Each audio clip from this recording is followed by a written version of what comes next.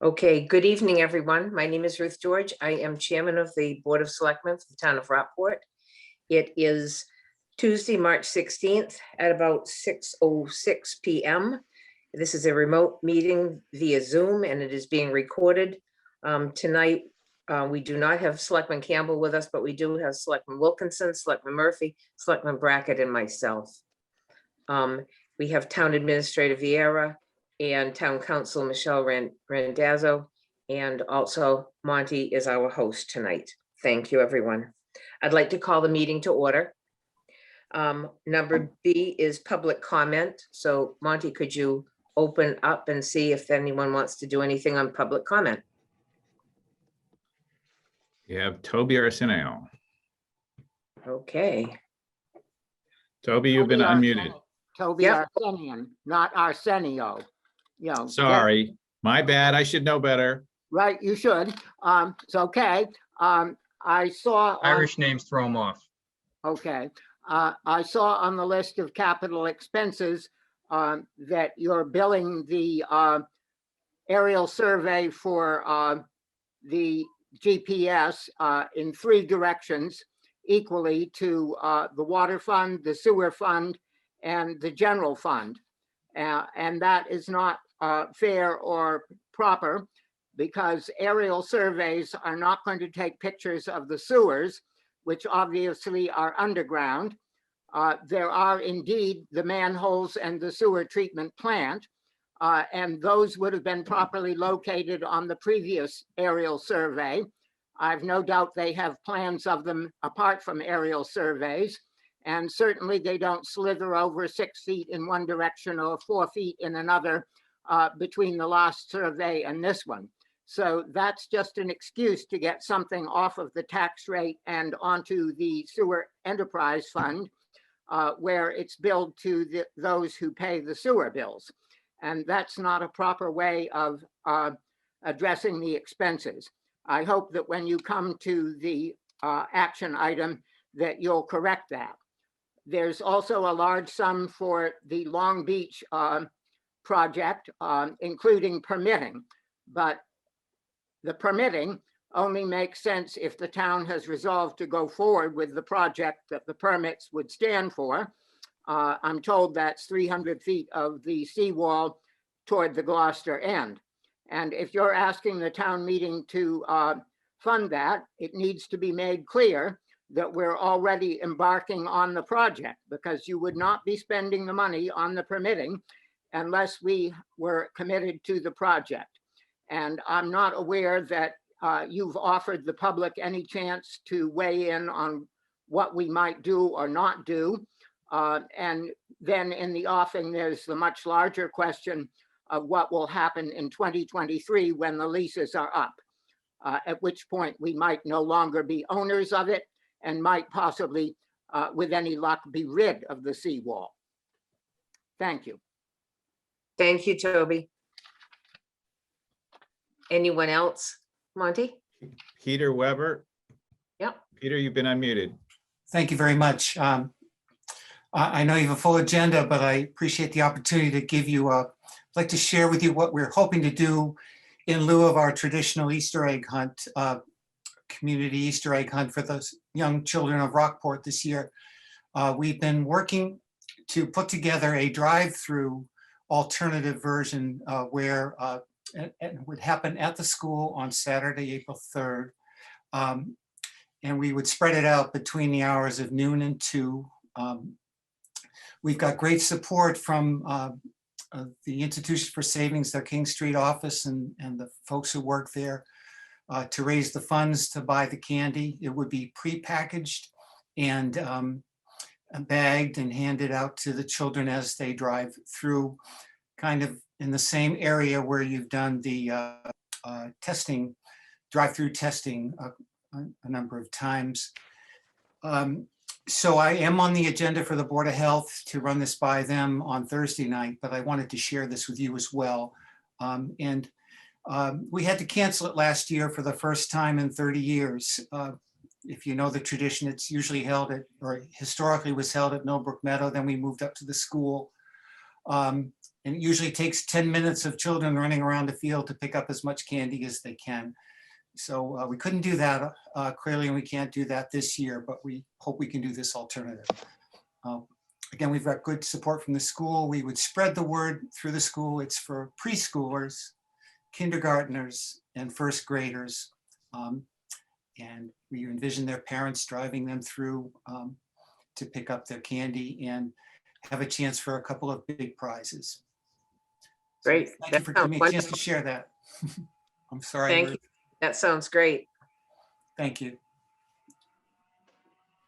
I saw a couple other hands. Yep, Carol Cook, you've been unmuted. Thank you. I have to say, you're gonna, I guess, approve the FEMA hazard mitigation plan today as well. And what Toby just said sent a shiver through me, that maybe by 2023, we would have sold our Long Beach land. You know, I'll bet there's a lot of residents in Rockport who don't even know that the selectmen and the town administrator are working to get approval from the state to sell our Long Beach land. We're And- not. No one is, That's not correct. Please. That's wrong please don't- again. Please don't state that. That's absolutely not correct. Mitch, I'm sorry, but you're the one, when I went to see you in 2019, I asked you if you working on getting the permits and you said yes. no, that is not what I said. What I indicated to you in 2019, which is what I have consistently indicated to everybody, is that the selectmen have not made their decisions. What we were working on permitting is the projects that are in the pipeline now. We were trying to permit the living seawall. We were trying to move forward with land surveys. That is exactly what I said, and that is exactly the plan. It's up to the selectmen to make a determination at the appropriate time, whether they wish to move forward and ask town meeting to sell any land or not. That determination has not been made.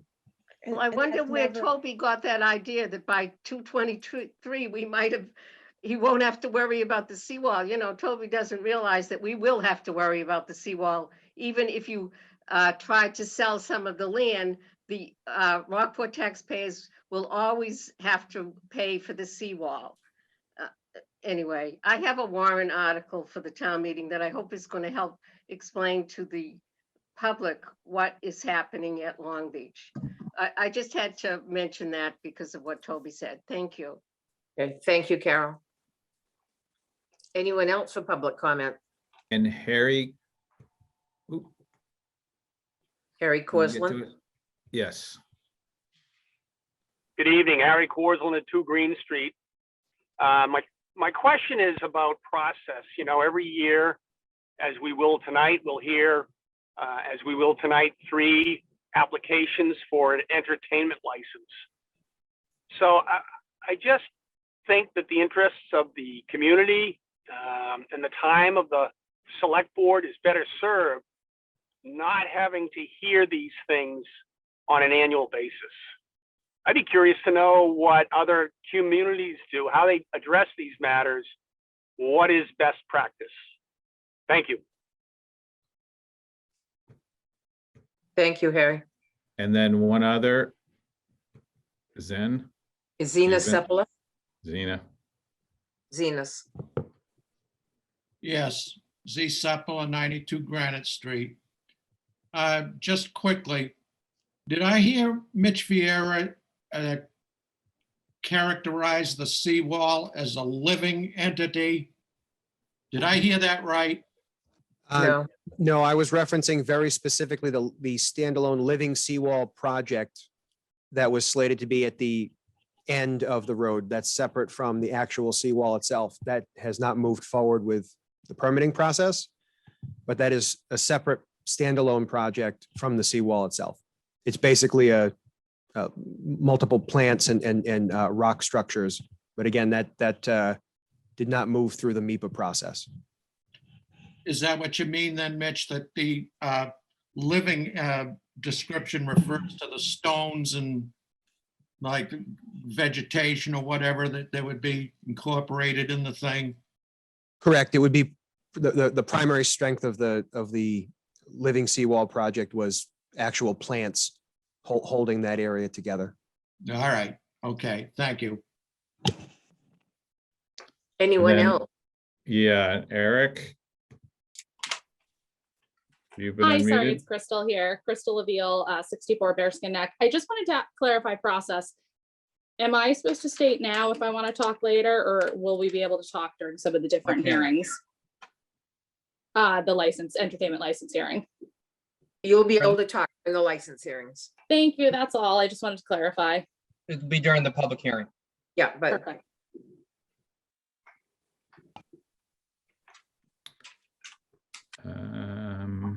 I don't see I anybody don't see any other else. hands.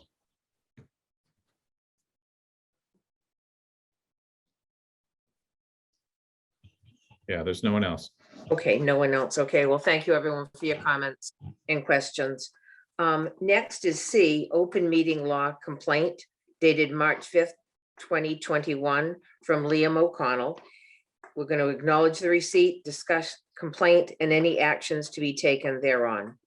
I believe we have Michelle Randazzo who can talk to us about that. Good evening, everyone. Michelle Randazzo again from Town Council's office. This agenda item is consideration of the third open meeting law complaint filed by Attorney Liam O'Connell. This is the second open meeting law complaint with respect to the board's February 3rd, 2021 meeting, at which the board took action with respect to the former fire chief. As the board will recall, this is now the third time that we've considered open meeting law complaints. With the first two, I've prepared a draft response that the board then considers at a meeting. And if it is acceptable to the board, would authorize me to send it on its behalf. Doing the same thing here tonight. In all of the responses, both the two that have already been authorized and sent and tonight's, we deny any alleged open meeting law violations.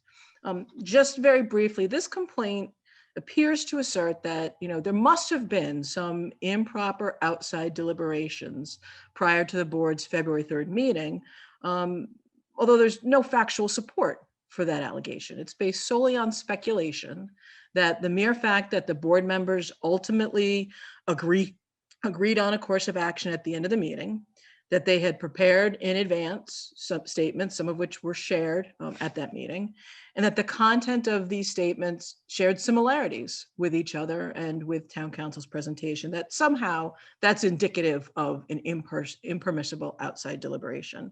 And, of course, we contend no such thing occurred.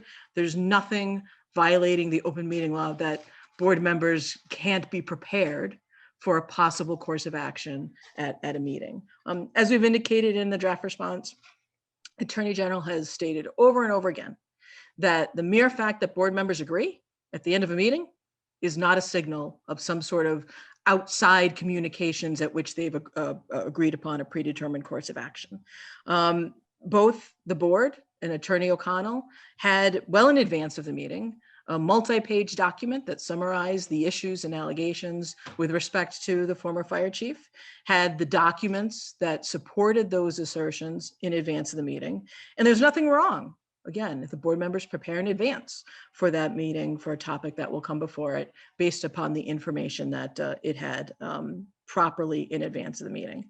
As the chair indicated at the start of the February 3rd meeting, Mr. Doyle or his attorney had the opportunity to respond to these charges. Had he actually provided any substantive response to those assertions and allegations, then the board very well may have taken different action, may have made and voted on a motion entirely different than the one that it did, and may not have referred to any statements that it had prepared in advance. In any event, none of that violates the open meeting law. Attorney O'Connell also, objects to being muted at some point during the meeting. As we've noted in the response, these meetings where they're not public hearings and just public meetings, the public actually has no right to speak. As the chair indicated at the start of the meeting, Mr. Doyle was being provided with the opportunity to respond. His attorney, in fact, spoke for over an hour during the meeting. There's no unfettered right for him to have participated or interrupted when town council was speaking or otherwise. Again, no open meeting law violation. He also alleges that it was town administrator Vieira, who muted him. And just for the record, he was not the host of that meeting and he did not have responsibility or the ability to mute the participants. So that's the gist of it, folks. Again, no open meeting law violation. Speculation can be what it is, but at the end of the day, the mere fact that the board was unanimous in its vote is not in itself any evidence of improper outside deliberations. Thank you very much. Yes, Selectman Wilkinson. Yeah, I just had a couple comments. Thanks so much, Michelle. Kind of a quick, sometimes I think it's super helpful when we have a small crowd like we do tonight to like use this opportunity to get the proper information out there. So I just had a couple questions. I know obviously it's anyone's right to file an open meeting law complaint. I would say that they're very rare in all my years on the board. I think there have only been a handful. Maybe before these three, there was only like maybe two others, right? I want to say in the last 10 or 15 years. But how much, just because I think it's important to be transparent with the voters, how much would you say, you know, one of these costs in terms of, you know, time or resources between town hall and your firm? Any idea on a ballpark? I mean, it of course depends on how detailed it is. You know, sometimes some of these complaints address multiple meetings, you know, and raise a variety of allegations. I'd say, you know, sort of ballpark, maybe $1,700 to $2,000, depending upon how much time we have to spend at meetings, you know, talking about them, discussing them. I think, you know, as we've gone through these three complaints, we've tried to streamline the process a bit because each one builds on the prior one. We don't have to repeat everything that we've said beforehand, but I'd say that's a guesstimate. Okay, super helpful. And then I also think it's helpful to note that, you know, obviously I've read his complaint multiple times. This one for me was personal. I actually, besides them alleging that we violated the open meeting law, I actually think it's the opposite. Like if I'm not preparing for meetings and, you know, I have notes written down for tonight. If we're not preparing, I don't think we're doing our jobs. And just, I thought it would be helpful for the public to know that all of our motions, a draft of our motions are prepared before every meeting. So for example, these are tonight's. They can be amended in any means. We can move on them. We cannot move on them. We can change them. But all this is done to be a resource to help us to be more efficient. And also so that when it comes down to it, the motions are proper. You know, tonight we're dealing with alcohol licenses and, you know, a mistake or a missaying of something can cause a delay in time, money, and all those things. And, you know, that's what we're trying to avoid. So I think that we're, you know, preparing in advance is a good thing to me. And just I thought it was helpful for people to know that all of our motions, a draft of our motions are always prepared for us and have been ever since I can remember. So, but thanks so much for your draft. I thought it was excellent and made a lot of sense. Thank you, Sarah, for that. Selectman Murphy. Selectman Wilkinson's 100% right. The motions that we have, they often change throughout the meeting. So in terms of, we had prepared statements. We knew the information for many months. And so did Attorney O'Connell and the former fire chief as well. And I often write, you know, statements that I want to make sure, especially the importance of that meeting. Town meeting, I'm always writing something to make sure I have a text. So so the fact that all of us read a prepared statement, I think is a good thing because it shows that we're prepared and we wanted to make sure we got that information out. So, you know, I know that this is moving forward. They have every right to do that. Let's see how it plays out with the Attorney General's office. So thank you, Michelle. Thank you, Paul. Thank you, Paul. Any other comments? Okay, do I have a motion? I do, Madam Chair. I move that the board authorize town council to send the proposed response to Liam O'Connell's open meeting law complaint dated March 5th, 2021 on the board's behalf. And do I have a motion made and seconded? Any further discussion? Roll call vote. Selectman Wilkinson, Aye. Selectman Murphy, Aye. Selectman Brackett, Aye. Selectman George, aye. 4-0. Thank you very much. Motion carries. Thank So you, it- folks. Have a good evening. Thanks. Thank Michelle. See you. Thank you. Next, we'll turn to D. It's after 6:05. So we have an alcohol license hearing, the Cove in Rockport. And I'll read the notice that was in the paper. Town of Rockport Board of Selectmen Public Hearing, Tuesday, March 16th, 2021, 6:05 PM via Zoom. To discuss the application for the Cove at Rockport LLC, 1 King Street, for an annual license to sell wine and malt beverages. Ruth C. George, Chair. It was in the Gloucester Daily Times, 3/5/21. Do I have a motion You to do. open the hearing? You do. Madam Chair, I move that the Board of Selectmen open a public hearing on the application of the Cove at Rockport LLC for an annual license to sell wine and malt beverages. Second, Moved and seconded. Roll call vote. Selectman Wilkinson, Aye. Selectman Murphy, aye. Selectman Brackett, Aye. Selectman George, aye. The hearing is open. And I believe we have Michael, am I saying that, Sogren with us? Did I rec your name, Michael? Yes. I know it's a tough one. Sjogren. You got Sjogren. it. Welcome. How do you say it? How do you say it? Sjogren. Sjogren. Like the J's and H. It's tough, Yeah. but You kind of look like Tom Brady, oh, thank you. Okay, doesn't he? You know. okay. Michael, tell us a little about your application. Sure. So as many of you know, we purchased the former Peg Leg Inn last year. We rebranded it, redeveloped it into the Cove at Rockport. Had a great season, a lot of support from the community, which we're super grateful for. And a lot of the feedback that we got from guests and a lot of the neighbors were constantly asking, are you going to have a bar or a restaurant and things like that? And to be honest, our first year, we really just wanted to focus on, dialing in the operations, making sure that we were delivering a great guest experience. And I believe we have, and we've had a lot of good feedback.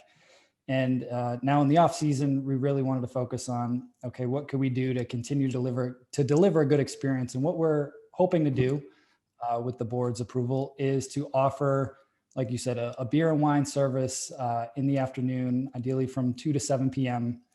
We don't want to get into the late night situation, but ideally late afternoon into early evening to be able to serve beer and wine on our deck or our club room lounge, depending on the weather, to our guests and the public during certain hours. And that's what we submitted the application for. And I'm happy to answer any questions or clarify any points for any of the board. Yes, Selectman Murphy. Thank you, Mike, and thank you for your presentation. So your plans are to serve between the hours of 2 p.m. to 7 p.m. Is that Monday through Friday? Excuse me, 7 days a week? I think we're looking at doing Wednesday to Sunday. Wednesday to Sunday, But okay, we wouldn't serve Monday, Tuesday. okay. Are you going to have an actual bar outside or? So What will this look like? Right. So we're looking at either building a small little stationary bar on the deck or having, one of those mobile beer and wine carts. Most likely it'll be stationary just because the more we thought about it, it's going to be difficult to move that in and out of the facility with the weight of everything. So most likely it's going to be a stationary bar located on the deck that we would just stock on a daily basis. We'll have a tip certified bartender and a tip certified bar back. Again, just to maintain the flow of who's coming on and off the deck, making sure nobody's taking drinks off the deck, things like that. And that was what we were thinking. And this is seasonal, so it'll be from May to October? Yes. Okay, good. And did you say you'll have it indoors downstairs too in bad weather? Yes. Okay. Will both of them be going simultaneously or one or the No, other? it would be one or the other. I'm thinking honestly, only using the clubroom if it's, downpouring Climate weather. outside. Yeah. Exactly. Okay. Exactly. Thank you. Any other questions from the board? Yeah, I might have missed this in the application, but is it open to the public or just guests? It is open to the public. Great, cool. No, I think the application looked great to me. Honestly, what you guys have done with the property has been spectacular. I think the whole community was excited to see it brought back to life. The whole neighborhood is looking great. Not that not that the rest of the neighborhood didn't, but I think it only helps, right, to have something renovated so nicely. So I'm happy to support it, but obviously it's a public hearing, so I'm happy to hear public comments as well. I just have one more. Yep. Thank you, Madam Chair. To our town administrator, when we approve these licenses, just so the public knows, we have to make sure that real estate taxes, water bills, things of that nature are up to date. Otherwise, we don't issue the license. So is everything up to date with the Cove at Rockport? Yes, to my knowledge, everything is up to date. And in addition to that, Mr. Murphy, before any licenses are issued, we ensure that all appropriate inspections have been completed and signed off on: police, fire, Board of Health, building inspector, and then a final sign off from the office before the license is presented. Perfect. Thank you. That's it for me. Have we got any input from the chief for this particular area that we know of? I don't see anything in the file yet, but that is something that would be required prior to the license being issued. Great. And when do we anticipate the license? By next month or so? Mitch, when do we anticipate the license to be? Well, depending on what the board's decision is this evening, we'd start whatever inspections need to take place still right away. So it'd be down to Okay. whatever the schedule would be. And Okay. then opening would be something the establishment would determine, subject to the hours that are approved by this board. Excellent. Thank you. Great. Thank you. Any other questions from the board? Okay, Monty, let's open it up to the public. It's a public hearing, see what anyone else has to say, or any concerns or questions. We've got the Porters, you've been unmuted. Hi, Lindsay Porter, 269 Granite Street. I was just wondering if there had to be food involved in any of this, because I know when I was applying for my beer and wine license, it was very important that food be an aspect to that. And I also know that all restaurants require food to be a part of that bar service, even if it's just a snack. So that's just what I was wondering. Mike, can you talk to that? Or We should probably let Mitch discuss. I think it's different licenses. I think Right. that Lindsay has a specialty. Mitch, Yeah. why don't you just do it? Sure. So what I would say is, if, just for the public, if the applicant could just share what his intention is on that. For sure. And initially, we were just planning to serve the beer and wine. If that was a requirement, what we were thinking was doing prepackaged sandwiches, like pre-wrapped sandwiches, wraps, things like that. We wouldn't anticipate having it like a full service, small restaurant with hors d'oeuvres or anything like that. It would all be prepackaged, based, in line with the food and beverage license that we had applied for back in January. And the part of- regulations have changed, So- Good. So yeah, certainly for any inspection we do, this would included, is a walkthrough. I know that I would show up and I do a walkthrough with every new applicant before we grant the license to make sure that it is in compliance. We do a page by page walkthrough to ensure that everything is in order before it's issued. And that would be the case here as well, to ensure that it's in compliance with the regulations. Okay, thank you, Mitch. Any other questions? Mr. Arsenian is, Yes, Toby Arsenian, 95 Granite Street. We're hearing that the walkthrough and the inspections follow the board's vote. That seems to me putting the cart before the horse. Obviously, once you've issued the license, the applicant has it. So all of the inspections, the walkthrough, everything No. should take place before the license is issued. Also, something that's not part of your requirements for an alcohol license that certainly should be is some consideration of the parking, because most people don't arrive on their feet or by helicopter, they drive. And where do the cars go? You can't hold that against this applicant but it's something that you should look into adding to the alcohol license rules. Thank you. Thank you, Toby. Regulations have changed, and they should have been updated, all the business owners. Any other questions? So I think it's, so this is the license process. So the board votes whether or not to issue the license, but then the inspections have to be done before the license is actually given to the. Right. license. Correct. The exact same process is followed for all licenses like For all this. licenses. And Yeah. we've had Exact same process is situations, followed. right, and we've had situations where the license wasn't granted because there was a problem.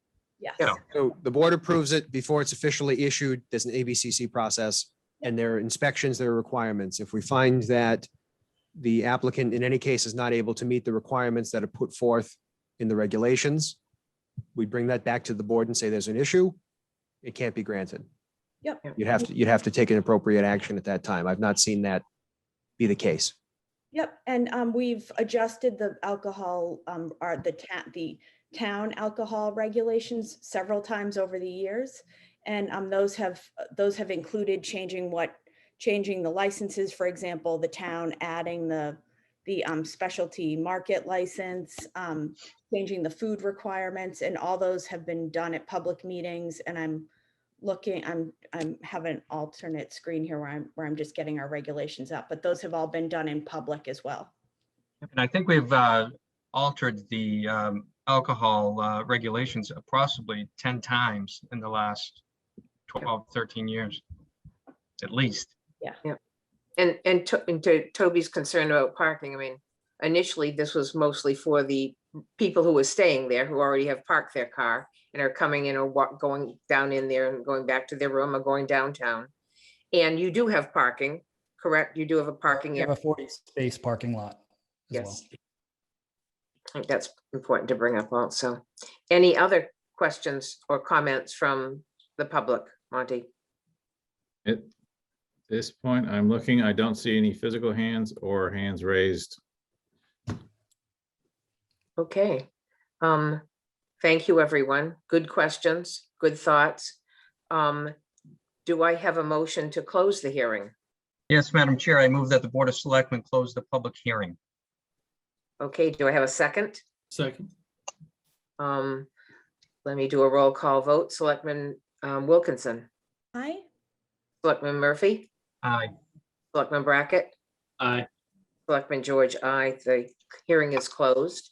Any further questions or thoughts from the board? Nope, I think this will be a great addition to downtown Rockport, and obviously, I think most of your people that are staying at the inn will benefit from them, as well as maybe people on Front Beach. So I wish you all the best. Thank you. We really appreciate that. Yep. Okay, do I have a motion? You do. I move that the Board of Selectmen approve the Cove at Rockport LLC application for an annual license to sell wine and malt beverages at 1 King Street. Do I have a second? Motion's made and seconded. Any further discussion? Okay, roll call vote. Selectman Wilkinson, Aye. Selectman Murphy, Aye. Selectman Brackett, Aye. Selectman George, aye. Motion carries. Congratulations. Good luck with all your inspections. Thank you very much. We really appreciate that. Great. Thank you for coming. Okay, next on our list is E, entertainment license renewal hearings. And we have 3 this evening. We have 2. We have the Emerson Inn, 1 Cathedral Avenue, and Yankee Clipper Inn at 127 Granite Street has been postponed. And My Place by the Sea, 68 Bearskin Neck will be on for tonight. So let me read the thing that was in the paper. Town of Rockport Board of Selectmen public hearing, Tuesday, March 16th, 2021, via Zoom, to discuss the applications for entertainment licenses for outdoor music on premises at 620 Emerson Inn, 1 Cathedral Avenue, 625 Yankee Clipper Inn. They have postponed their hearing at 127 Granite Street, and at 630 My Place by the Sea, 68 Bearskin Neck, Board of Selectmen, Ruth C. George Chair. It was in the Gloucester Daily Times, 3/8/21. So do I have a motion to open the public hearing for the 3 applications? I do, Madam Chair. I move that the Board of Selectmen open a public hearing on the 2 applications for entertainment licenses at the Emerson Inn and My Place by the Sea to allow for outdoor music on premise and outdoor public address system. Do I Second. have, thank you, moved and seconded. Roll call vote, Selectman Wilkinson, Aye. Selectman Murphy, Aye. Selectman Brackett, Aye. Selectman George, aye. Okay, the hearing is open. And let's start with Emerson Inn. Who do we have speaking for us tonight? Kimberly? Kimberly, you've been unmuted. Okay, thank you. So I am honored to be the new steward of this great lady of Rockport. Our goal is to help people get together and have memorable moments. Some of those moments require some outdoor ceremonies, dining on our grounds with music, and an occasional larger event that may need to be accommodated outside now due to the COVID restrictions for indoor activities.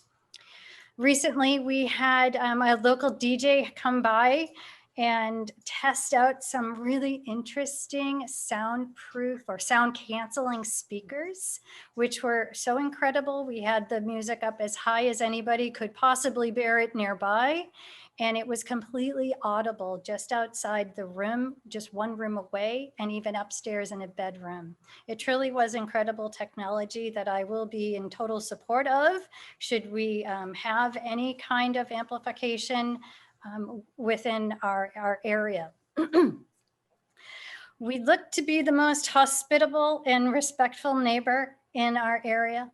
And our plan is to invite all but one of our neighbors to a pre-opening gathering. That unpredictable neighbor, like the Emerson, is full of familiar and sometimes unusual life forms, once in a while stirring up, but always returning to a predictable rhythm and offering a calming view to remember the most magical moments of Rockport. Unlike this neighbor to the east, our Atlantic Ocean, we need your permission to entertain. And I hope you all will support us as we all support our beautiful environment. I look forward to seeing everybody there, and I hope all of you may consider hosting an event where music such as a nice jazz quartet out on the veranda has for many years been a part of that important lifestyle. Thank you very much, Kimberly. Questions from the board? Madam Chair? Yes. Yes, thank you, Madam Chair. Thank you, Kim. I know that the Emerson Inn has had a very good relationship with the previous owners. And it sounds like from your statement that you want to continue that strong relationship. What are some of the things that you plan on doing with the neighbors to bring them along and to make this a smooth transition?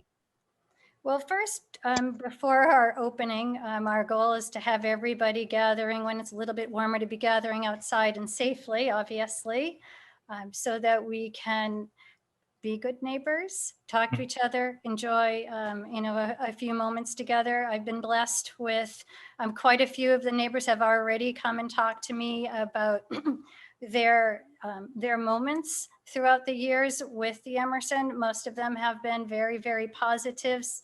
Quite at least 2 of them have had weddings themselves at the inn. It'll be an open door policy. Certainly folks walk through the yard, enjoy the bird watching and enjoy just being present. So, the most I can do or the least I can do is continue that open environment and welcome everybody. I've met a fair amount, but I do hope, as we finish remodeling, it's a little bit of a danger zone right now. I'm not going to lie to you. We will be a little bit more welcoming throughout. I think they used to have an annual party, and we'll definitely resurrect that kind of a backyard activity. Excellent. That's great, especially considering it's also a residential area. I understand fully that the inn has been there for many years. So what kind of, how many events do you have planned thus far this summer? Well, let's see. Last year, I think there were 14 planned and none happened. And this year, there's I think 10 planned. We've had several already looking to cancel. Quite a few are looking for some outside accommodations. It will be devastating to not be able to have events of any kind. We want to be able to accommodate them inside. I'd like to Right. accommodate more events, obviously. I mean, 10 is, is not that many for Yeah. 52 weeks. And my last question, Madam Chair, is the plan down the road to remain open year round? I know right now it's seasonal, correct? So right now, the plan is to be open. It had been open April to the mid-October. My plan right now is to open May 1st. You're all welcome. And to close in before New Year's, or New Year's, if we can figure out a party, we will do a New Year's party to close out the event. And we're currently working on renovating to ideally be able to insulate the building so that we could possibly be open when it gets even colder than it does in December here. Sure. So I mean, that would be, obviously my ideal. It would certainly make the business more viable if we were able to stay open, but logistically not exactly possible right now. Great. Thank you very much. That's all my questions. Thank you. Oh, yes, Selectman Wilkinson. Sure, great. Welcome. Thanks for coming again tonight. I know you were just here recently. So I had a couple of questions, and I know we've received some notes, which we do, I feel like every year. I couldn't on your application read, it says, oh goodness. Let's see, where was it? For the hours, it says hours of operation on AB/CV license. It says 11 a.m. to, and then I just can't read what it says. And then it says proposed hours of entertainment, 11 a.m. to 10 p.m. So what is on the license? What's on the license application? If you're talking about the liquor license, it is 11 to 11. Okay. And the entertainment would obviously be before that, as that's legally what's possible in Rockport. Yeah. Great. I mean, And then what I'm actually forgetting, I should know this, is what the last few years, what they've done at the Emerson, just because I know it's worked and they were able to, find a balance with the neighbors. So do you know how the 11 a.m. to 10 p.m. compares with what it was last year? You know what? I really don't. And we are doing our best to be as accommodating as possible. And we are extending our hours everywhere we possibly can so we can have a more viable business than them. Okay, so totally understand. I just think that it's important that we find a balance that's going to work for everybody. So maybe we can look that up. Mitch, do you have a way to peek at? I don't have last year's. I don't have last year's in front of me. I don't know that we have that digitally. I think I'd have to look in the actual file. I think it was a paper file, so I can look through my email too. And I believe it was 10 p.m. because I know the entertainment license for instance, My Place by the Sea was 10 p.m. as well, or 9:30. Yeah, I think in some cases there's been voluntarily less based on what's been worked out with neighbors, and that's the piece that I'm just not sure about. Yeah, I know in the past, and honestly, Rockport's a unique place, right? We have a business with outdoor weddings, beautiful setting on the ocean, and with neighbors surrounding you on all sides. So I think that one of the things we did, it was once the dates were set for the events, I remember, I think, and honestly, there are lots of neighbors, I think, around on the Zoom that could comment during the public portion. I believe that the list of dates was shared with the neighbors and the hours so that people had a heads up and could prepare, which I think was actually really helpful, so that, you would know that, hey, this coming, Saturday night, let's just plan on knowing that there's an event at the Emerson until 10 o'clock or whatever the time is. So I think that could be helpful to do again. I think, honestly, just kind of going above and beyond to find a balance now will definitely help set you guys up for success as opposed to. And that was similar to the relationship with the previous owners. Yeah, That worked out well. yeah, definitely. And obviously COVID's throwing a wrinkle in everyone's plans because it's pushing things outdoors that sometimes we try to push indoors. Right. So, there may have to be a concession on doing things a little bit earlier, if there are more outdoor events. But I would be interested in hearing the public portion as well, the public comments. Okay. And also I've gotten a couple of calls from people in the area who are rightfully concerned. I mean, there was sort of a contentious relationship with previous owners at the last time. And they really worked it out with the previous owners to have it quieter, know the hours, worked with them very well. It worked out great the last year that they were open, not last year because there wasn't any entertainment and things, but the year before that, from what everyone has said, it worked out well with the neighbors and the business. So I'm just hoping that this year, your first year, will be very much neighbor friendly and trying to get back into that. I've heard mention that two of the employees from the manager and someone else are also with you, and hopefully they can help you with the neighbors looking at what it was before and how well it worked, and then showing them these new techniques or these new sound things and working with them to see if those are okay.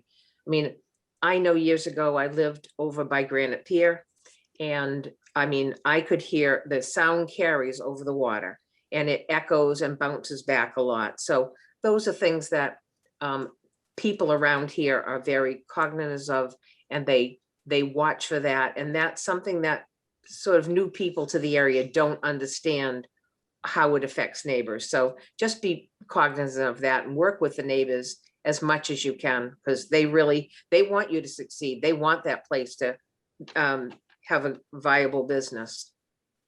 So those are my words. Anything else from the board? And did you were you able to speak to the previous owners about the relationship with the neighbors? I was, yeah, Okay, good. I did. So And our you know model what to expect. is different in that I had heard from quite a few neighbors, they were very disappointed when the previous owners would close for the weekend in order to have this wedding event venue, which they did. And our model will be very different. It is definitely more of a community-driven model. Excellent. And our hope is not to close for weddings, except for the handful that are still left on our books, but to have smaller weddings that do not take over our hotels so that it can continue to run, and we don't necessarily need to warn people that there will be an influx of, a whole bunch of 20-year-old crazies. Hopefully it really will go back to elegant weddings that happen during the daylight hours while things are very beautiful and you get to see the view that you pay for. But again, I have to honor some of the events that were already on my books. Sure, of course.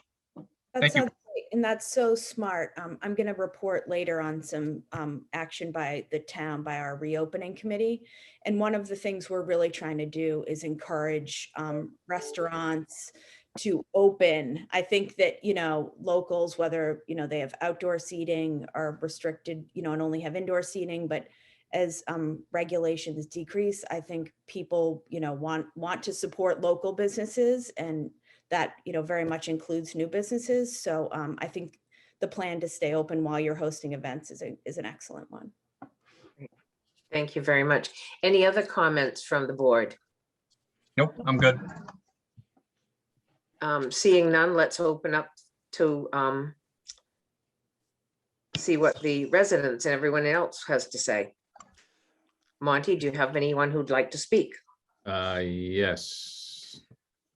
Just before you do that, Monty, just one note, if anybody is calling in on the phone, to raise your hand, please hit *9 to raise your hand if you're calling in just from the phone. Thank you. Go ahead, Monty. Schwab, Miss, Hi, I'm Carrie McDonald Shaw, and I live on 4 Cathedral Avenue, right across from the inn. I'm actually a direct abutter to the Emerson Inn, as I live along on the first house along the Atlantic Path. First off, I reached out to Kimberly already, but I want to publicly share my congratulations on the purchase of the Emerson Inn. The inn holds a special place in my heart, as my husband Chuck, who had passed away 3 years ago, and I held our wedding reception there nearly 31 years ago, and I've lived in this neighborhood for 35 years. The Emerson is truly a special property and offers a great guest experience. I, for one, am looking forward to visiting the restaurant with my children when it opens again. I am excited by many creative ideas that the new owners have proposed, including the inn remaining open year-round with lunches and dinners served, afternoon teas, and community activities such as art exhibits and classical concerts on the lawn. These events will certainly bring the community of Rockport together. The Emerson is nestled in a quiet residential neighborhood in Pigeon Cove, which provides the inn with a more peaceful and relaxed atmosphere. This location does, however, come with a unique set of responsibilities for the inn. Residents of the area enjoy the peaceful summer months, listening to the sounds of the waves crashing against the rocks.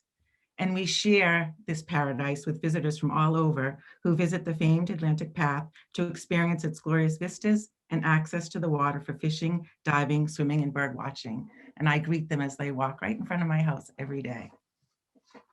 Neighbors have long understood that the Emerson Inn is a business, and most have been supportive of its goals. Daytime outdoor nuptials with a cocktail reception followed by a dinner on the veranda and inside the restaurant seem appropriate for this setting. However, due to its unique location, and after a failed attempt under the previous ownership, it became mutually understood that large outdoor wedding parties, intense with DJs and amplified music late into the evening, caused an intolerable amount of noise and nuisance to the residential neighbors.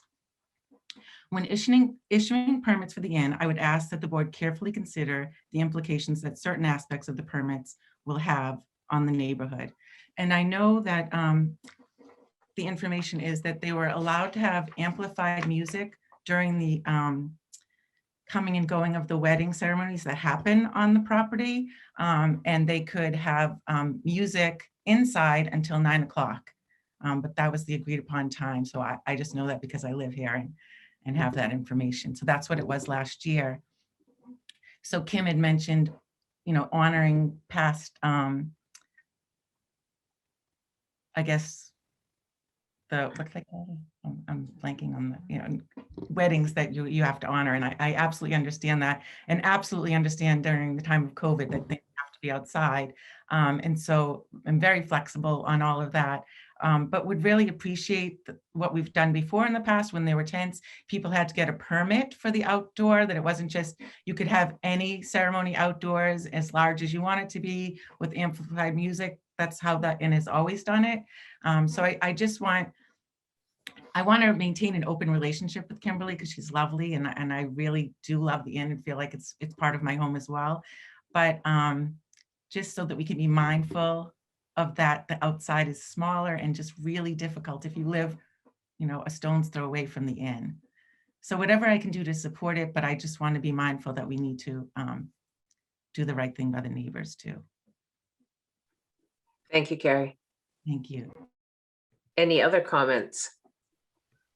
Beth, you've been unmuted. Oh, Yep. good. Thank you so much. I just have a couple things to say. The Emerson is lovely. I've stayed there myself.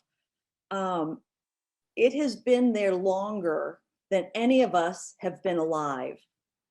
So everyone that bought property over there saw that thing. It's so big, you couldn't help but see that it's there. So to all of a sudden want it to, just act like a residence that's nice and quiet, I think is unreasonable. I hate to think that those nice people that owned it last time couldn't make a go of it because they were so restricted. Please work with this, people. Thank you. Thank you, Beth. Any other questions or concerns? Nope. One more. Chase? Chase, you've been unmuted. Hello, thank you. I'm also at Fort Cathedral across the street from the Emerson. I think I was probably one of the early ones to reach out to Kimberly, congratulate her on the purchase. I think it's very exciting. I would just add, well, you know, the inn has been there for a long time. Also, I think all the ownership recognizes when they're buying into the inn that they are moving into a residential neighborhood, and that is something they have to also be cognizant of. And I do remember having a good relationship with the last ownership, going over there for cocktails. We would go over to the restaurant all the time.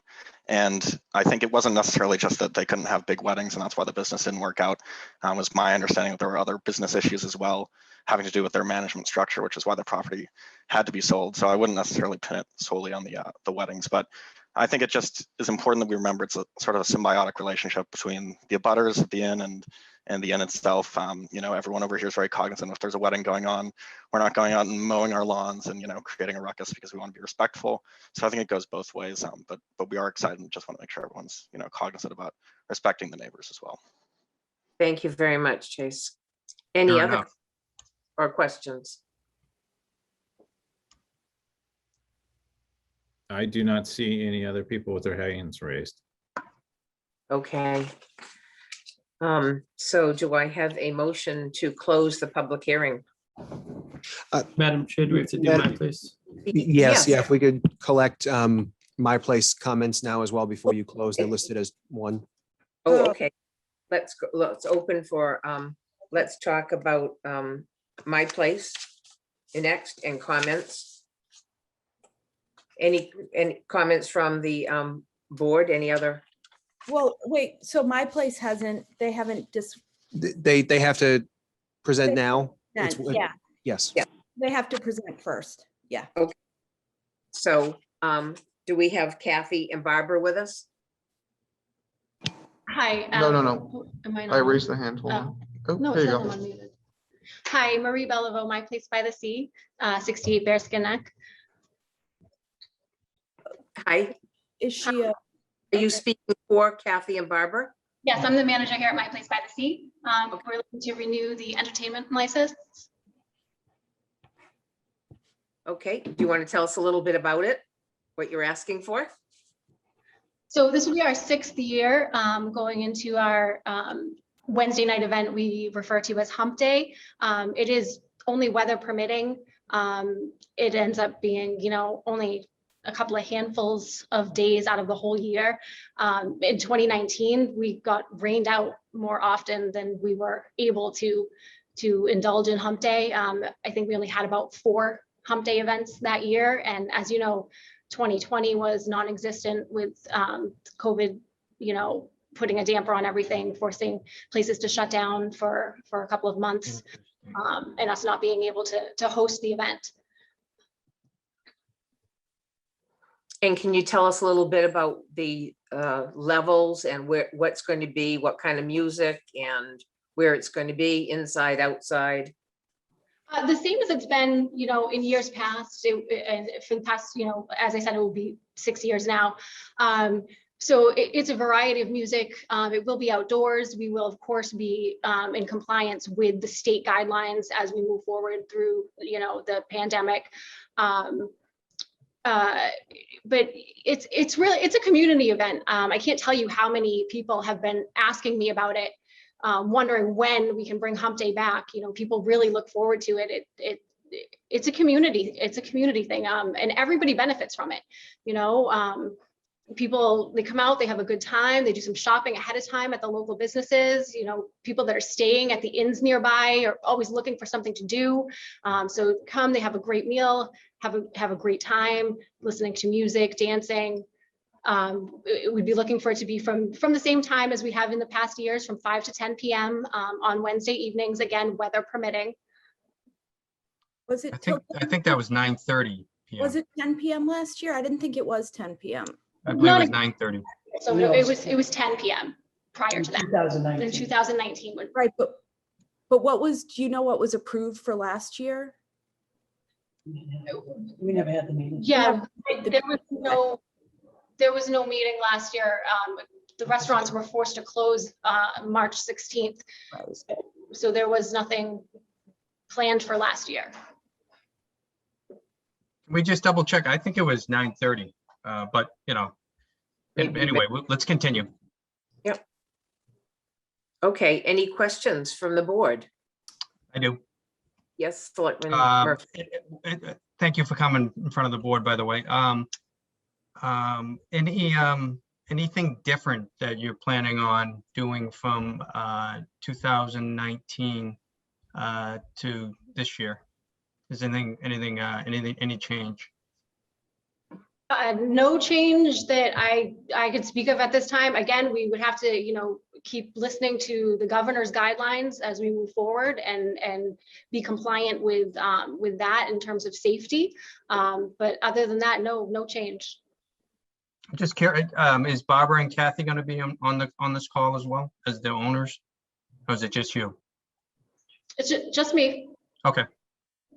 I do see on the application that it's 5:30 p.m. to 10. Oh, yes. Okay, thank you. Any other questions from the board? So, yeah, I mean, I think, obviously, you know, that the community loves the Hump Day event. I think it would be great. Obviously, I'm glad that you brought up that you would have to follow all state regulations and also local Board of Health regulations. I know that at this coming Thursday's Board of Health meeting, they'll be starting to discuss, you know, like any other local regulations, but they obviously work, you know, listen to all of the state guidance as well. And then if anything needs to be adjusted locally, our Board of Health is excellent at doing that. And I know, you know, obviously everyone is excited to get back to as much normalcy as we can. And that, you know, Hump Day is a part of that. My only question is if we can just peek at the 2009. I just want to make sure that it's the same time, because I know that in the past years that, you know, we've worked hard to adjust the time to something that works for the event as well as the neighborhood. And I feel like that 2019 worked really well. I feel like it was the least number of complaints that we received. And I agree. those things. It's one, you know, and I just to go back for a second to discussing the Emerson, I don't think any of these, the issues that we, you know, have to bring up are about restrictions. It's about balance. And Rockport's a small town and we have commercial and residential mixed together. So it's all about supporting local businesses and also supporting the people that, you know, the people that also pay taxes and live here, and some of whom want to go to bed early. Some love to listen to music to fall asleep. So I think we've done an excellent job the past few years with the entertainment license, finding that balance. And I actually like that we do this annually, because I feel like sometimes we have to make little tweaks, but I enjoy hearing from the neighbors and meeting the new business owners. And so I think Hump Day, I'm excited as usual to support it. I think we just have to get the time. And I think the sound worked really well in 2019. I'm pretty sure. I don't think we had an excess of complaints. Yes, I agree with Selectman Wilkinson. 2019 by far was the most successful year down there on Bearskin Neck. So, and I know the community and the people that go to the restaurant and go to Hump Day night really enjoy it. So, yeah, I agree. If we can just verify that it was either 9:30 or 10, that'd be great. Mitch, are you able to do that? I'm looking through now to see if we have that file available. Okay. If the board chooses, it could indicate in its motion that the times match its 2019 approval. Okay, perfect. Thank you. Any other questions from the board? No, I Ross? think the people will be No, excited. I've only heard good things about Hump Day, so. Okay, great. Okay, let's open this part up to the public. Monty, can you see if anyone has questions? Eric, you've been unmuted. Hi, sorry, it's Crystal again. Crystal Leveal, 64 Bearskin Neck. So I know that you guys had said that you hadn't had a lot of complaints in 2019 for Hump Night. I just kind of want to maybe give you a little bit of our perspective. Based on the 2019 season, we do have some concerns, and we hope to propose a compromise where the event ends at 9. The selectmen, you are correct. The event has ended at various different times. It ended at 9, it ended at 9:30, it ended at 10. I'm 99% sure it ended at 10 in 2019. But I'm just going to go through kind of some of the concerns we had and why we're proposing the compromise of 9. So in 2019, the restaurant did violate the terms of their saxophone performer entertainment license 3 times. The entertainment license specifically stated that the saxophone player was to be contained underneath the side patio. Instead, he was playing outdoors in a town parking spot that was blocked off for the day. In addition to the violation, performing on town property should have been applied for in a separate permit through the selectmen. In the past, we've also been asked why we don't encourage our guests to go to the event. We actually do. We encourage our guests to go to the event, to Hump Night, to My Place. We have a restaurant list that includes them, and we recommend them. But there have been times where our guests choose My Place or the event, and we've received verbal and email complaints as well as negative reviews. In 2019, at the entertainment license hearing, the selectmen specifically asked us as 2 businesses to communicate directly about the Hump Night event. And that's why you didn't get any complaints from us in 2019, because we did try to communicate specifically with My Place. The restaurant didn't answer our emails and phone calls. In fact, the only response we received after the license hearing was that they would not communicate with us via email, but they never answered our phone calls, and they didn't have a voicemail set up. So we felt like this left us with no real option to communicate. So in late 2019, we reached out to the police chief and Mitch Vieira in the hopes of setting up a mediation meeting between ourselves and My Place. We were hoping to discuss goals and concerns on both sides and find a way to move forward and communicate amicably. In January 2020, the meeting took place. My Place was invited and notified, but they did not attend. We did discuss our concerns with the town administrator and the police chief, but we were disappointed we were not able to find a way to at least communicate going forward. So the previous items address why we think the event should end at 9 p.m. this year if it's approved. And then we'd also like, if the event is approved, we'd like the selectmen to address the following. It's clear that the suggested method of reporting issues or contacting the restaurant have been unsuccessful for us. We've done what you've asked for many years. So we were hoping maybe you could suggest a new process or point of contact assigned to this event who will handle communication, complaints, and violations in real time. And then we also just want to say the license application doesn't specify the date. So when you do obviously approve whatever license you do, we just ask that the date and time is specified in it. Thank you, Crystal. Any other comments? Luca Corona, Lucy? Yes, oops. Luce. Yes, it's Luce. Hola. Oh, hola. Hi, can you hear me? Yep. Yes. Yes, quite well. Okay, good evening. My name is Luca Corona. I am the owner of the Artesanos, but it's in 33 Bearskin Neck, and I heartily support My Place by the Sea. It has been a very stressful year for everyone, and we need to be a little bit flexible to each other. We are very stressed and very tied to every little thing that is not on, on your view or in your reach. So I do support My Place, and I'm sure they're going to do a good job respecting the ways that they are going to be putting their law and everything. I think they are going to do a great job. Plus, another thing, it brings a lot of customers to our Bearskin Neck businesses. So I definitely support them. Kathy and Barbara will be respectful, and they're always supportive to our community, and they're always bringing good stuff to us. Thank you, and have a great night. Thank you very much. Thank You're you for very your. welcome. Next, who do we have? Carrie, you've been unmuted. Oh, you're not unmuted. Nope, she's still muted. Yep. There you go. Okay. There you go. There you go. Carrie O'Donnell at 5 Norwood Ave, and my husband Roy Campaner and I are just here to give our support to My Place. They're a wonderful community-oriented business. They give so much back to Rockport, and they give so much back to the Neck. I'm very old. When I was a child, I used to go down to Bearskin Neck. Oops. And 9:30, 9:45, it was lively. There was music. People would just bring out their radios. We didn't have other things at the time. We would put our radios out and dance in the middle. And it just made the community a vibrant place. And I feel like Barbara and Kathy are trying to add to that tradition a bit. It's very enjoyable. And they are the most respectful and community-oriented people I know. That's it. Thank you, Carrie. I remember those days. Who else do we have? George, you've been unmuted. Yes, thank you very much. My name is George Leontire. I'm an attorney and I represent My Place by the Sea.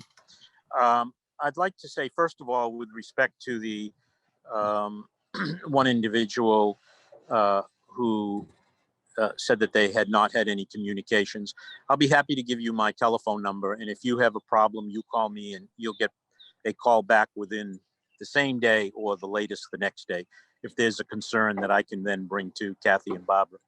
But the reality is the only, as you may recall, at the time that the proponent or that individual tried to pass a provision relative to decibels, that 97% of the community supported My Place by the Sea, and that provision was soundly defeated. And this is just another rehash of the same issue. And My Place by the Sea has been an extraordinarily responsible entity in town. And it's not just people who go and eat there that get to enjoy the music. Lots of people walk up the street, they stand around, they listen to the music. They don't have to come in and buy a meal. So My Place by the Sea is not only providing an appropriate service, it's an appropriate venue. It's the last building on the wharf. It, except for the inn, I understand they may have objections. They've had objections from day one. But the reality is it's supported. It hasn't really bothered anyone. If there isn't an issue, I'm happy to hear about it, and I'll make sure it gets passed along and an answer comes back or a position comes back if that's in the future. With respect to the timing, whatever it was in 2019, we're happy to live with again under this license. And, you know, businesses are struggling. And I don't think that additional restrictions, especially given the limited amount of days that this goes on, in primarily in the season, which is when these businesses have to make money. So I would ask the Board of Selectmen to support this business, allow them to do their business. And honestly, if there's a legitimate concern that we can address from anyone at any time, my telephone number, my cell number is 508-889-0150. I've been practicing law for 40 years, and I will take that call and I will make sure to the best of our ability we'll address it. Go ahead, sir. Yes, thank you. Thank you, George, for that. So am I to understand that from this point on, if there are complaints, that you're going to be the point person? I have no problem with that, sir. Okay. Yes. And not Kathy and Barb, you're the point person for any complaints? Well, I heard that individual say she couldn't get a hold of Kathy and Barbara. Okay. And I don't want that situation to occur. So if she has a complaint or someone else has a complaint, and I'll tell you why. Kathy's my sister-in-law. So I'm going above and beyond my typical legal obligations to my clients simply because it's a family member, but I'll do it. Okay. And I'll do it faithfully.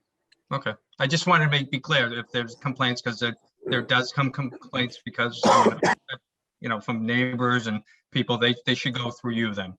I have no problem having taken that call. Thank you. Thank you for doing that. Thank you, sir. Thank you, Selectman Murphy. Any other comments from the general public? Yes. hands raised. Linda, you've been unmuted. Oh, thank you. My name is Linda Derosa Vogel, and I've been in Rockport for over 25 years. My experience with Hump Day is it brings the community together, both young and old. I have not missed one, and you're exactly right. They are few and far between because of the weather, unfortunately. And with COVID still in our midst, I think we really need to embrace any type of outdoor activities. Kathy and Barbara have been so great in keeping the community safe and in providing us with this opportunity. And I am really 100% for it. Thank you very much. I see Toby's hand up. Toby Arsenian, 95 Granite Street. I would remind you of what Ruth George said when discussing the Ralph Waldo Emerson, that sound carries over the water. And indeed, in the past, not so badly in 2019, but indeed painfully before that, the sound carries as far as Granite Pier and beyond that. So I would ask the members of the board, since you're all in favor of this, to take trips down to Granite Pier when these events are in progress and see, or rather hear for yourselves. And certainly it's generous and forthcoming of Mr. Leontine to offer to field complaints on his cell phone. But I would think from the board's point of view, if there are complaints, those should go to the police and they should be logged in, and the board should be posted on them on an ongoing and regular basis. Would the board undertake to see that that is done? Toby, please don't tell me how I'm going to vote or how what I'm going to vote on. I take offense to that. Please don't do that. I told you nothing. I couldn't possibly. No, you just said that we're in favor of it. We haven't taken a vote. I certainly haven't taken a vote. So please don't tell me that. Thank you. Thank you, Toby. And I agree with you. Any complaints need to be called to the police station. And if there needs to be further speaking, then they can call that the lawyer. But complaints need to be logged in at the police station. That's the appropriate thing first and foremost. Thank you. I agree. And just so Toby knows, I know I, for one, have driven all around town to hear the noise, you know, on different occasions. So. Thank you. Do we have anyone else? Do I see Crystal? Two more. Yeah, Crystal. Crystal, you've been unmuted. Yeah, this is Eric Lavielle, 64 Bearskin Neck. I just have a question. I guess one comment. So we never asked to shut down the event, just to clarify some of the people who were talking. We just pointed out some issues and asked for a compromise for a different time. And looking to respect other businesses. And I guess I just want to confirm that are the selectmen really saying that it's in the best interest that we as a neighboring business should contact the family member and friend of the person doing the entertainment if we have an issue? No, we haven't talked yet. We'll talk after the public portion of it. Okay. Yeah. Thank you. Yeah. Who else had their hand? John, you've been unmuted. Hi, I'm John Mordew, my wife Jenny.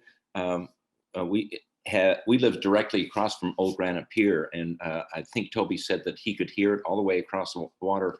We have not heard anything like that. We've been down in the Bearskin Neck area, and we've been around there during Hump Day, and so my wife has a couple of comments. I just wanted to put that out. Somebody named John Mordew. Yes, I'm here. Am I unmuted? You're all set, Mr. Mordew. We just needed to mute somebody else. Oh, okay. Okay. Did you hear him? Yep. Oh, okay. Okay, great. My wife has a couple of comments too. I think it's a wonderful idea to have Hump Day. We need a little bit of nightlife in Rockport. We've stayed at the hotel where the concerns are, and we were asked if it bothered us, and it did not. We didn't even know what they were talking about. We didn't attend at that time. We were moving to Rockport, It's been probably the first year of Hump Day, I might guess, but I don't know that. I know that they had some concerns then. I could tell when I said it didn't bother us that they wondered why, but it did not. As John said, we live, right across the street. We actually have a direct view of Granite Pier, and we hear a lot. We get a lot of wind and a lot of noise from there, and we don't hear noise from that, although maybe others do. I don't know. But I think as long as it's a reasonable time, it gets dark so late in the summer. I think 10 is a very reasonable time. I would think it's just getting dark at 9:30 in the dead of summer. I think it'll bring more people into Rockport. They'll enjoy a little bit of nightlife past the times that the restaurants do close.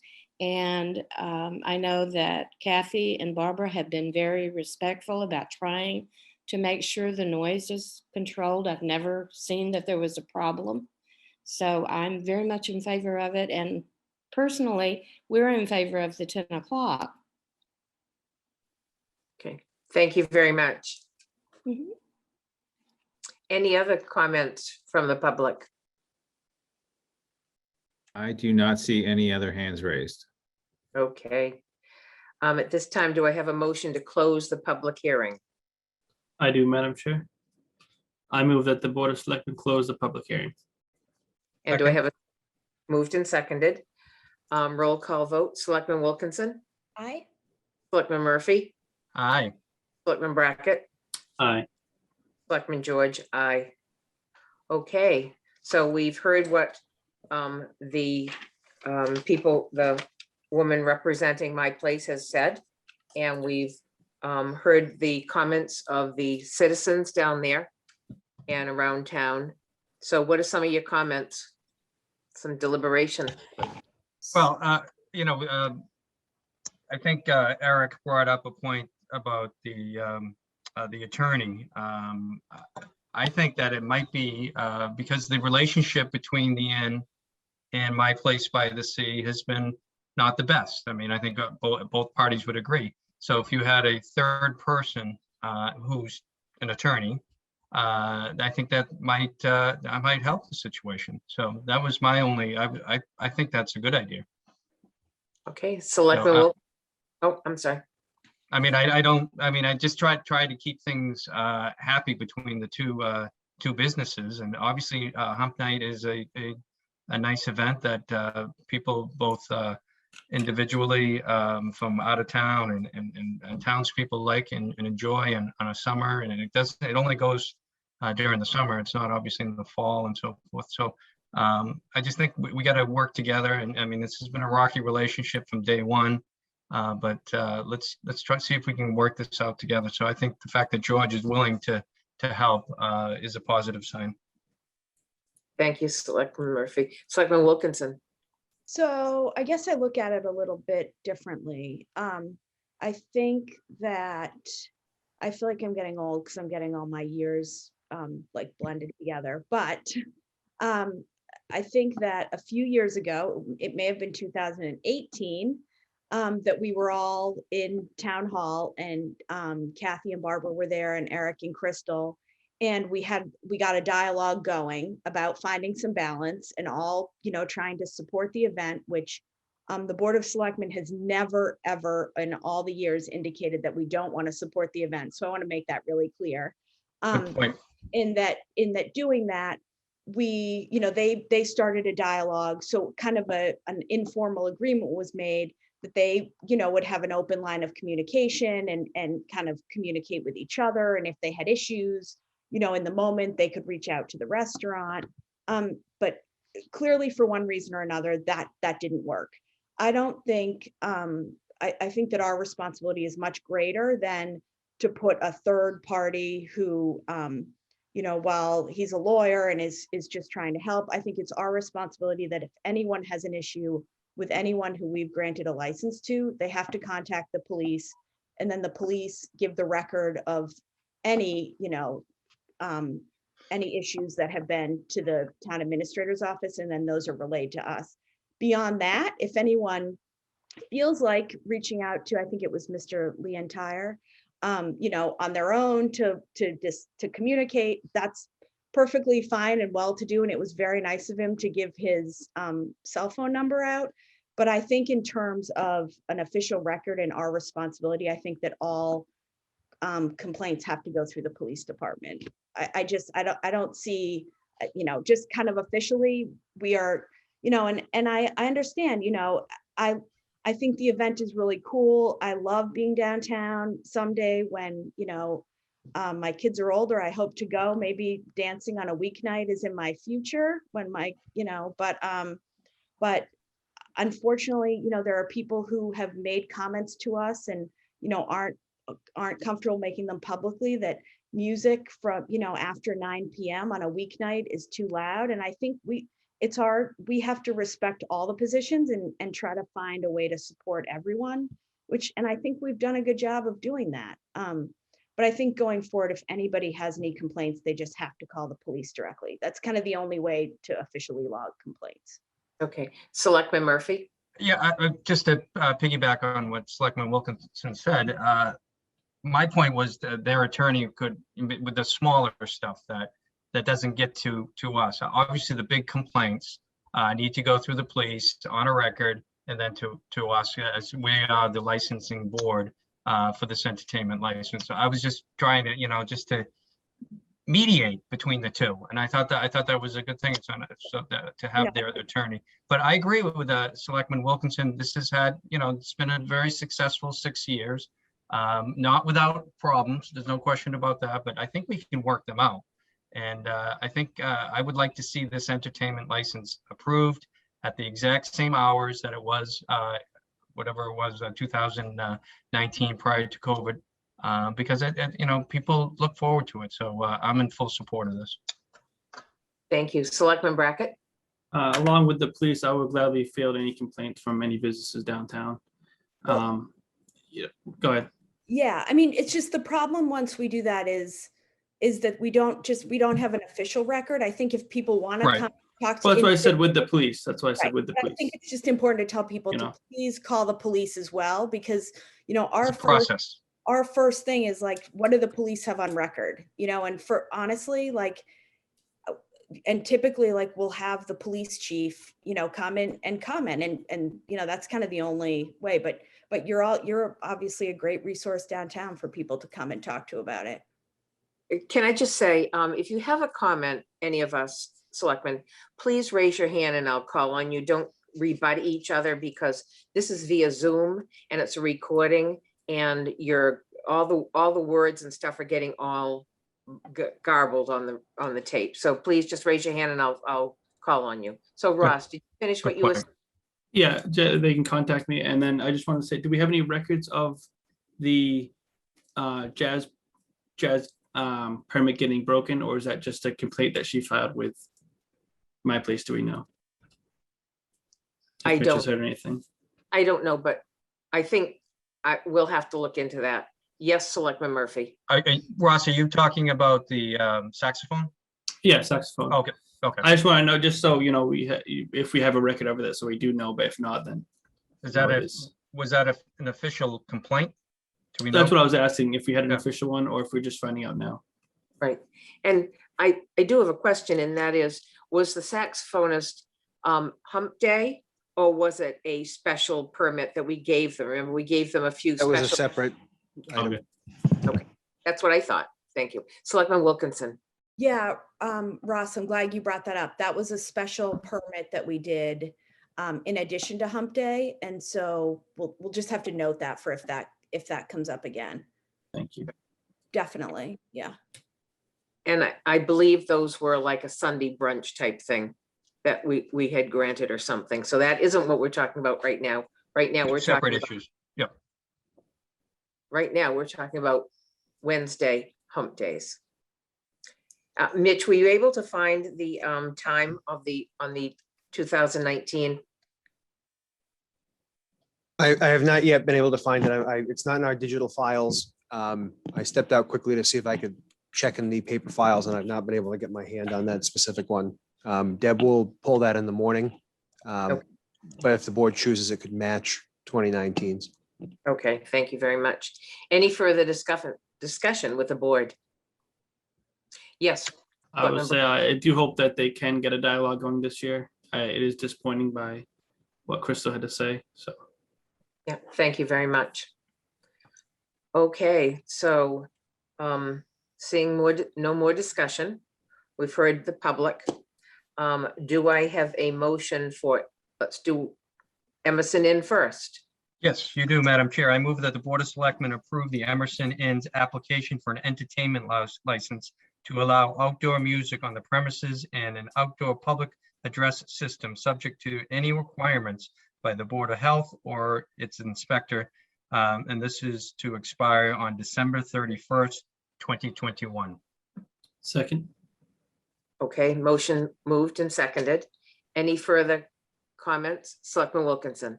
Yeah, so my, I'm happy to support the Emerson's application. My only concern is that this, the way this is written, it's unlimited events. So this could be, you know, an event every night, and so I'm not sure I'm not sure what we did last year, and I'm not.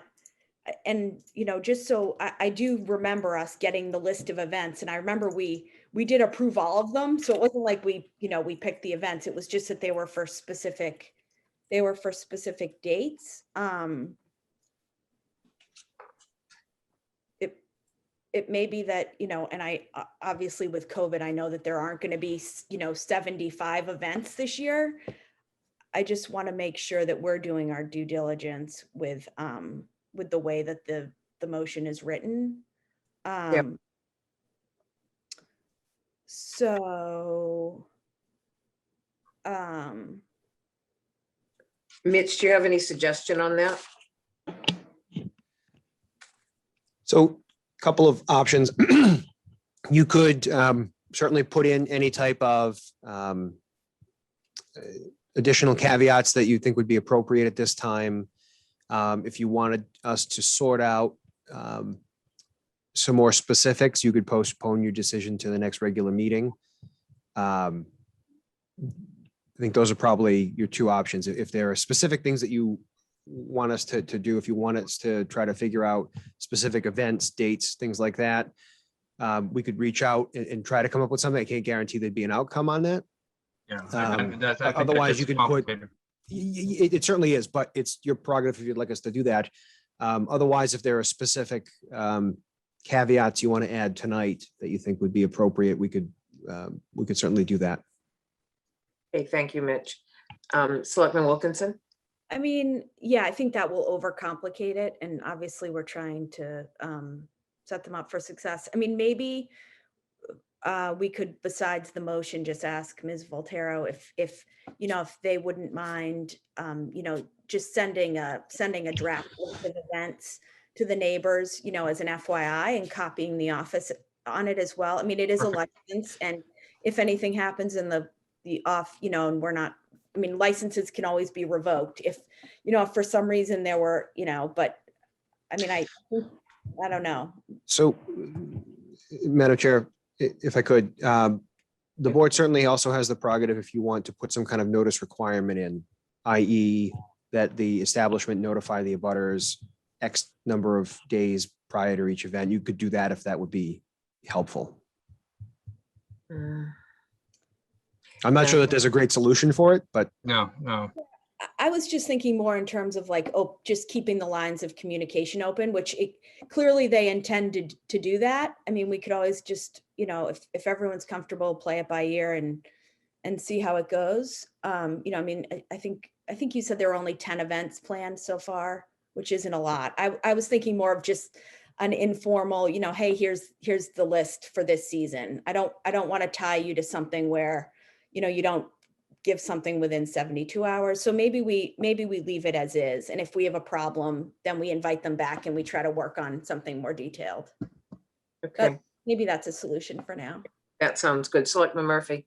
Yeah, that'd be great. I think that's a good solution, Selectman Wilkinson. Kim, if you could give the dates to the abutters as well as the Board of Selectmen at some point I think that would be certainly a step in the right direction. Thank you very much.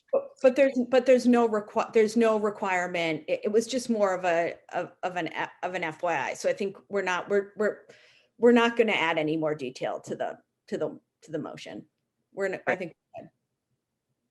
Okay, so. And I also think that that would be good. The owner has said that, Kim has said that she's already met some of the neighbors, but just to have a nice neighborhood meeting to talk to them now that, you know, that this is probably going ahead, and have them over there and talk to them and explain what her thoughts are and hear their comments too, because it has been a long, hard road over there, and they want to keep up the good work, and everyone wants the place to survive. So I think it should be a win-win with the neighbors and the business. So I've heard the motion. I've had a second. We've had more discussion. Let me do a roll call vote. Selectman Wilkinson. Aye. Selectman Murphy. Aye. Selectman Brackett. Aye. Selectman George, aye. The motion carries. Emerson Inn has their outdoor music permit. Thank you very much. And now next on to My Place by the Sea. Do I have a motion? I do, Madam Chair. I move that the Board of Selectmen approve the My Place by the Sea application for the entertainment license to allow outdoor music on premise and outdoor public address systems, subject to any requirements from the Board of Health or its inspectors, to expire December 31st, 2021. And do I have a second? Second. Moved and seconded. Any further discussion? Yeah, so the motion doesn't say anything about hump day. It's just, so will that be on the license? So again, it's up to how specific the board wants to be Okay. with it. So I think it should match. Honestly, I'm totally comfortable having it match whatever we did in 2019. I agree with that. I think it should be the time is the same and that it's whatever. I mean, this is for hump day. This isn't for the extra different things that we added in through the year after that. This is for their Wednesday, as their manager said. So this is for their Wednesday hump day performances and entertainment. And Can I'd we like, reread it with hump day included? Well, I think we Just have to. so that it mirrors I'm sorry, just so it mirrors what we did 2019.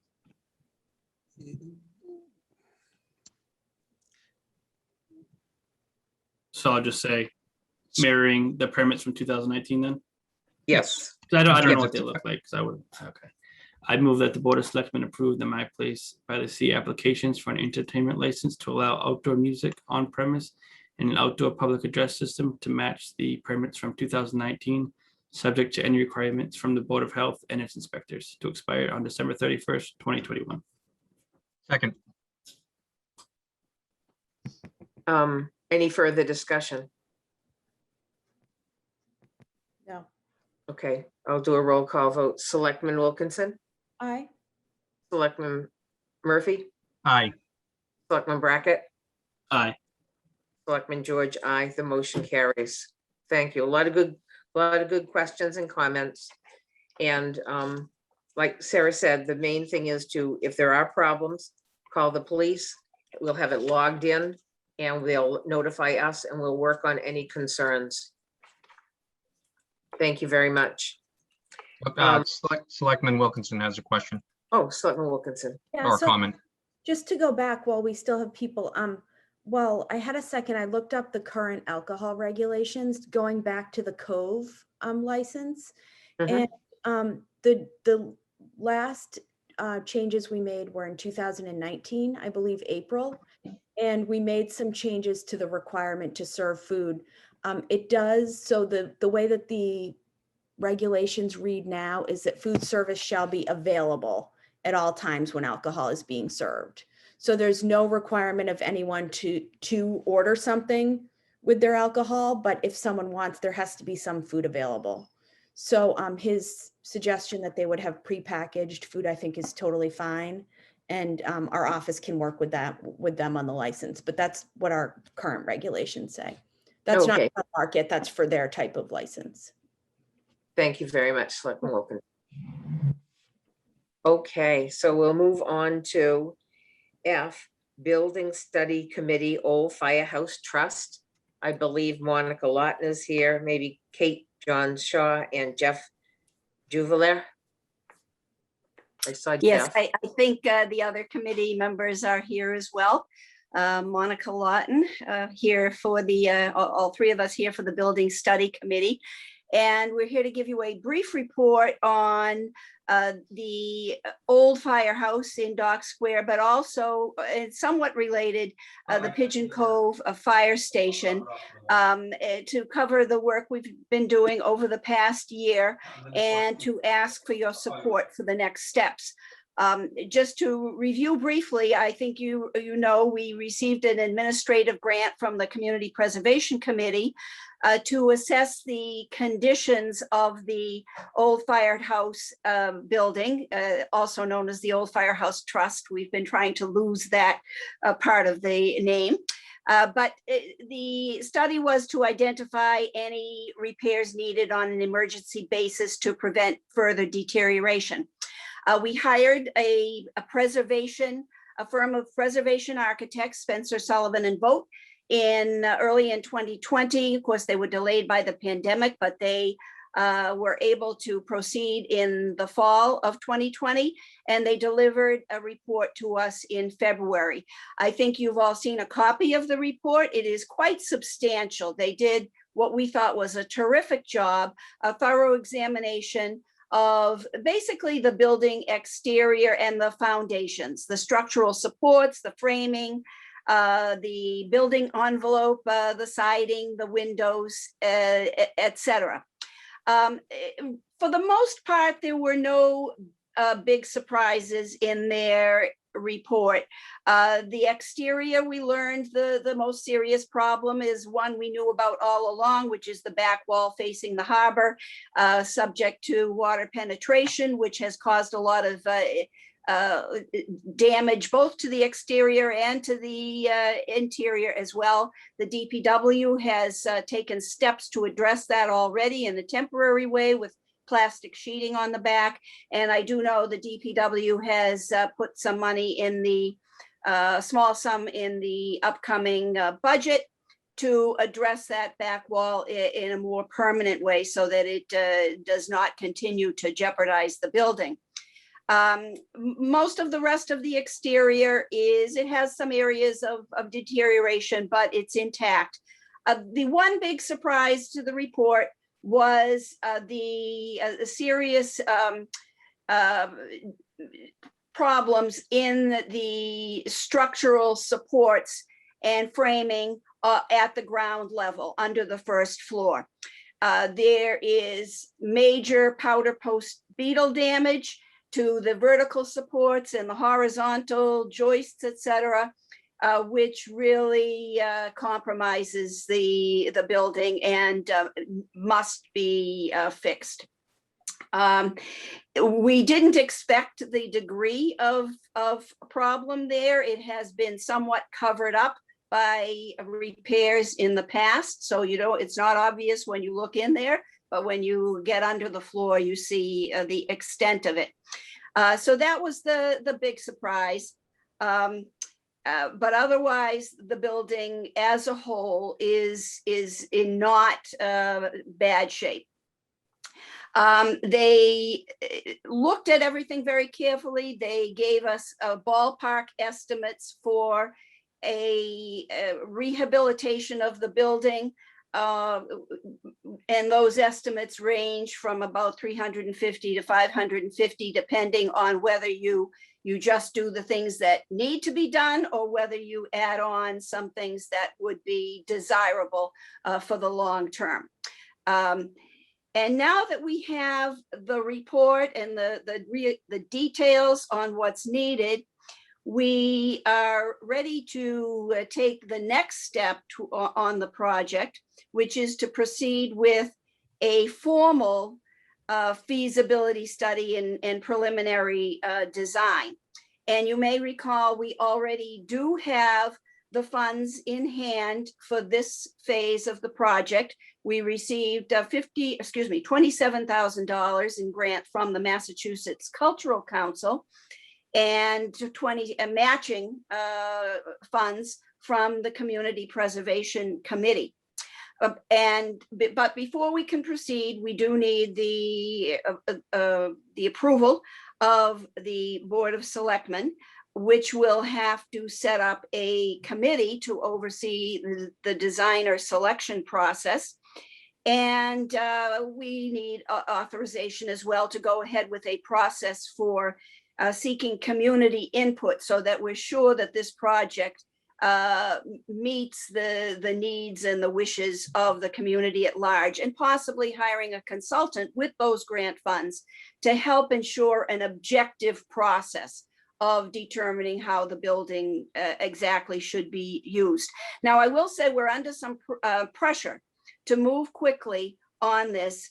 Our initial study took longer than we expected due to COVID, but we're under pressure to move quickly because we need to complete this phase by the fall in order to report back to Mass Cultural Council by December 15th with the results and the invoices, so that we will be eligible to apply for construction grants early in 2022.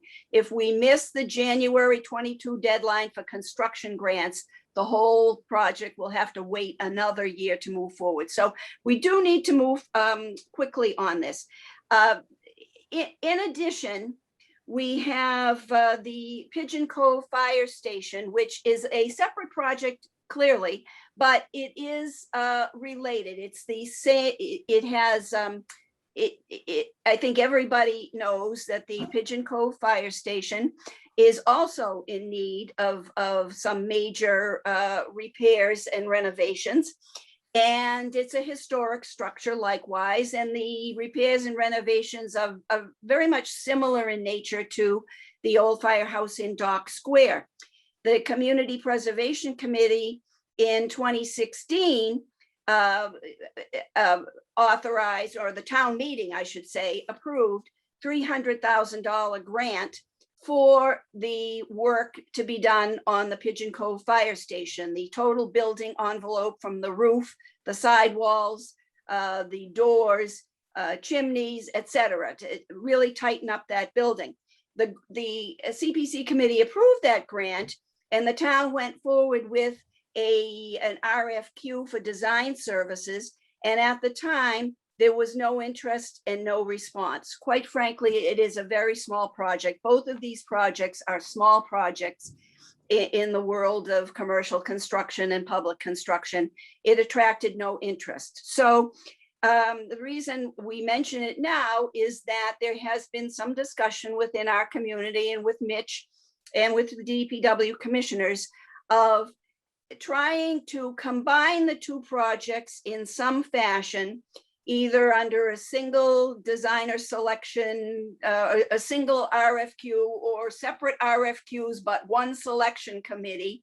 The procurement rules do seem to allow some flexibility of how it's put together, but we want to make this, do this as efficiently as possible, but also make it an attractive as possible project or projects, so that we get some interest from both design professionals and from contractors. So the specifics of the procurement are still in discussion, but at this stage, we need the approval of the Board of Selectmen to move forward with the RFQ process.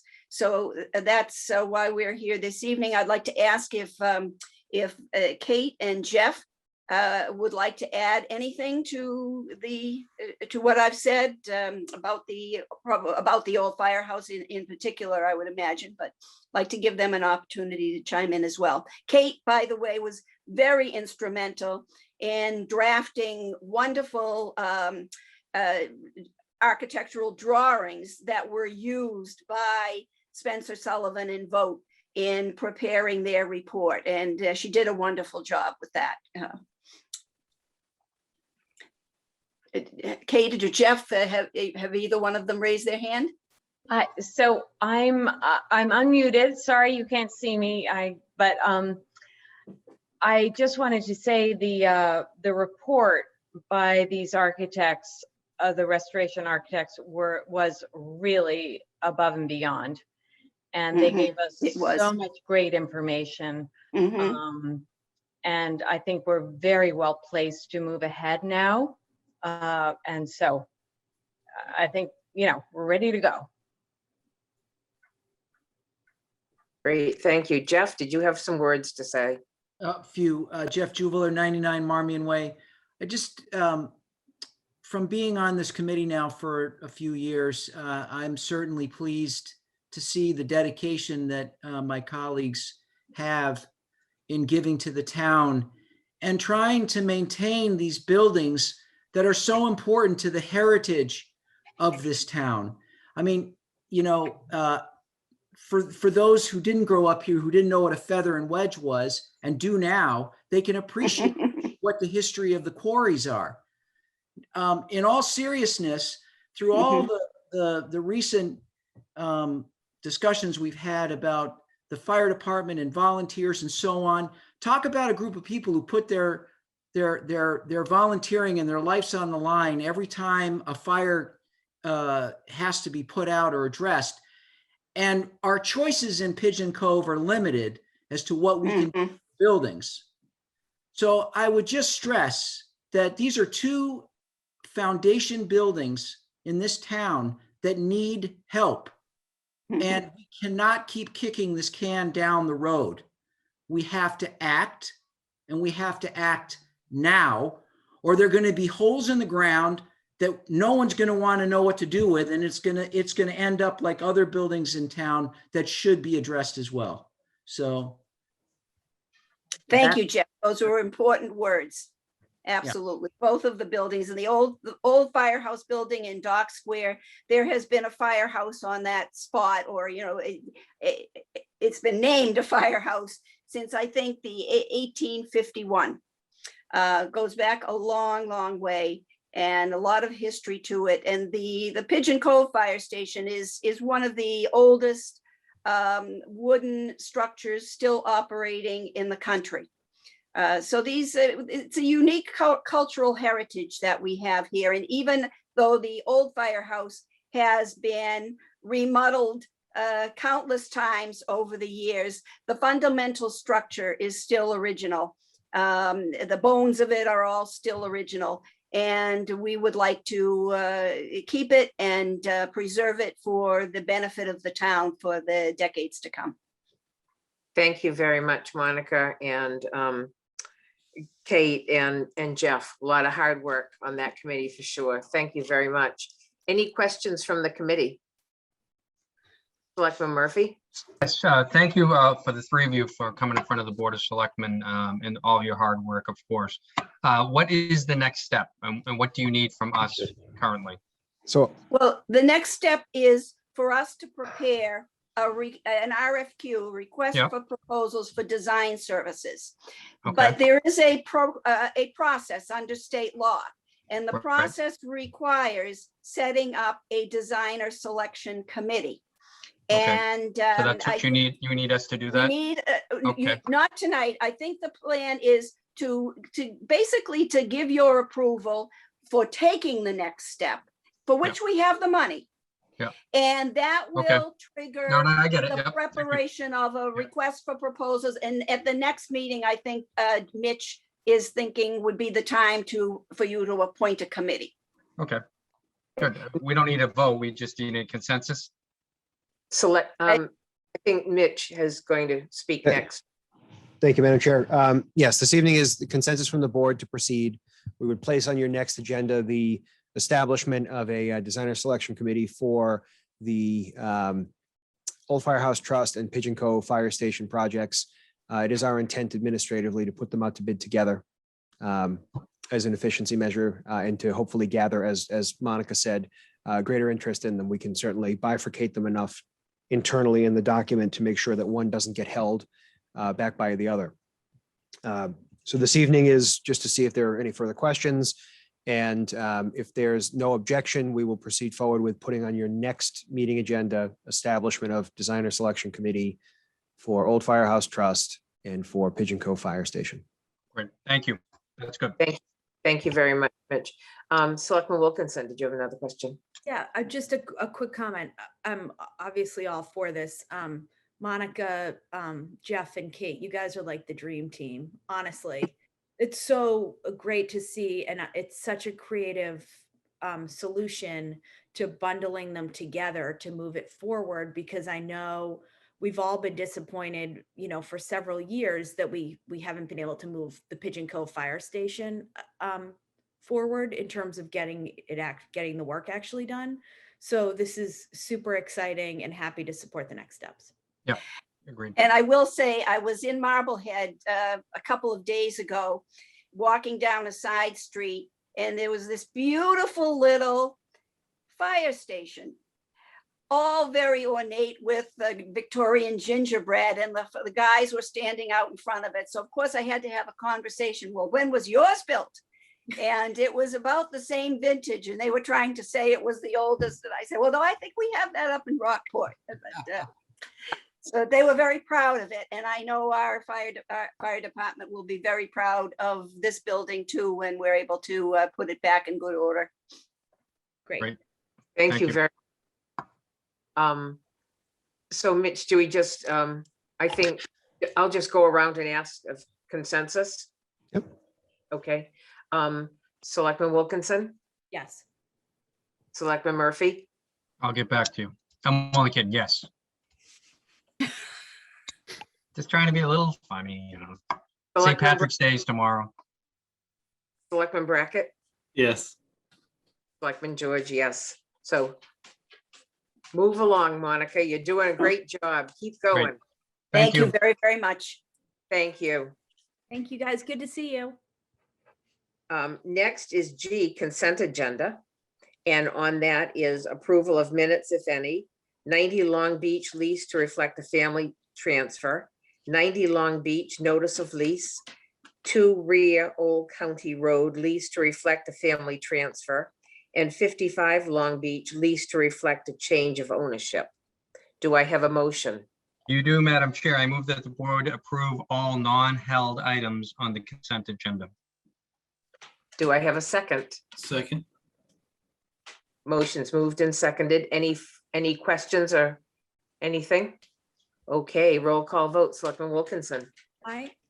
Selectman Murphy, Aye. Selectman Brackett, Aye. Selectman George, aye. Motion carries. Thank you. Next is the action list. And our first thing on there is the adoption of the hazardous mitigation plan. And I believe Town Administrator Mitch Vieira is going to speak to that tonight. Thank you, Madam Chair.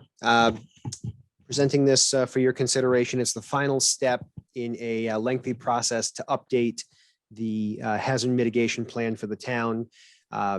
This has been, process has been managed by Mark Schmink in his role as the Emergency Management Director, a role he's had for over a decade, assisted by Seth Perry, the Deputy Director of Emergency Management, and a Hazard Mitigation Planning Committee, which has representation from this office. I served on it, Board of Health, DPW, Conservation, and a citizen representative. And we were guided by a consultant, Craig Pereira, from the Horsley Witten Group. On the emergency management webpage, there is a copy, and there has been for quite a while, all of the documents and materials. There have been a number of public meetings on this. I believe there were at least 2 public Zoom meetings that had a fair attendance at them. And a draft of the plan has also been listed up on the website. That is there. It's a 250-page document encompassing pre-planning and all the steps that we can take and how we would move forward post-disaster. So certainly critical. And if I could read briefly just the mission statement and our intention on why we certainly need something like this. The purpose of the hazard mitigation plan is to preserve the quality of life, property values, natural and historic resources by identifying all potential natural hazards impacting the community and mitigating their effects to reduce loss of life as well as loss of economic, natural, and historic resources. I think that's really an excellent overview of what this plan does. And again, it is on the emergency management webpage for those who wish to read the details associated with it. This is something that is required for us to have as part of the overall process in dealing with FEMA and MEMA. It is a requirement to have an approved plan in place as we seek further grants through a variety of programs. So it is something that we do need to adopt to be able to move forward. And again, public input was gathered through a survey that was available through community forums where via Zoom, where individuals could come and share their feedback.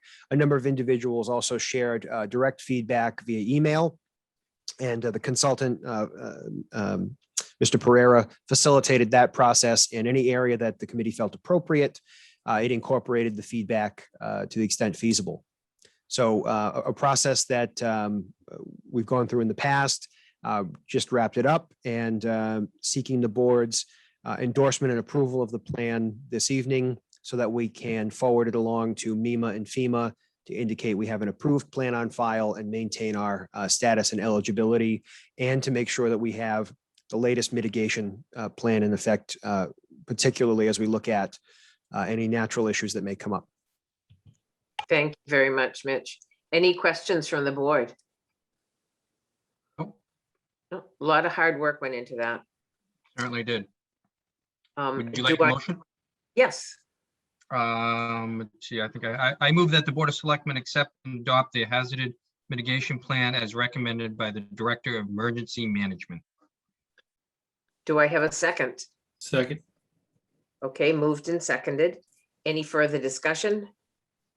Yes, Selectman Wilkinson. Yeah, just a huge thanks to our office and to Mark Schmink and to Seth Perry and the consultant that puts this together. An enormous amount of work goes into something like this, if anyone even just pokes through it.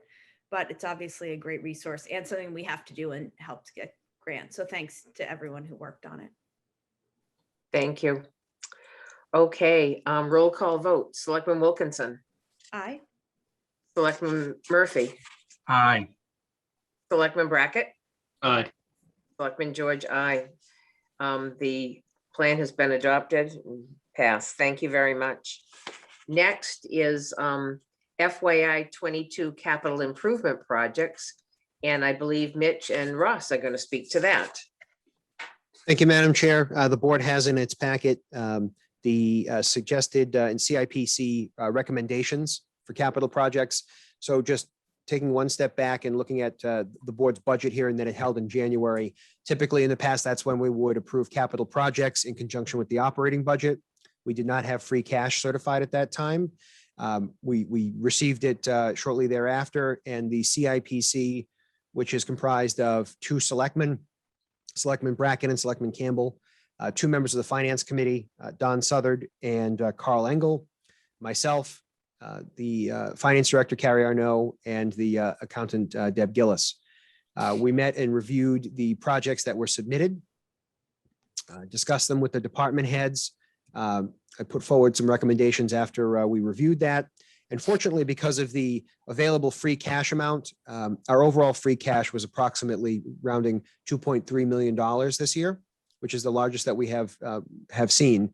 We were able to allocate through consensus with the Finance Committee, $1.3 million towards capital projects. And just to put that in context for you, last year, we were only able to put forward 400,000. So a pretty significant sum. So the plan that you have in front of you, the recommendations from the committee, really we were able to address many, many projects with very limited borrowing. And I'm sure that the items that you see before you under free cash for the general fund, a lot of them are items that have been on for a number of years and we would have had to borrow previously, but we're fortunate now to not need to in this particular case. And Madam Chair, if I may, I'd like to just go through the list. That would be great. Suggested borrowing projects, two DPW projects, roadway improvements from the general fund in the amount of $1.2 million. Utility improvements from the Water Enterprise Fund for $1.2 million. Free cash projects, $16,800 for streetlight conversion to LED streetlights. Replacement of the Jaws of Life and rescue equipment for the fire department for $41,218.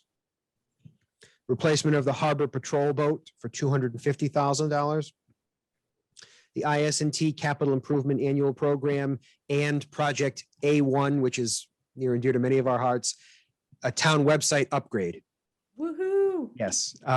So the overall program, and as part of that, as Project One, is the website upgrade. A total program of $150,000, $55,000 for the replacement of a forest fire truck and the skid insert that goes in the back with the tank. We had not previously replaced a new forest fire truck since 2004. Still going to keep the black forest fire truck, right? Yes, so the antique fire truck will no longer be frontline, but we will not be getting rid of that particular project. That will stay. That particular item that will stay. Halloween. $230,000 for an ambulance replacement and a minor retrofit if we need to make some adjustments and upgrades to the door.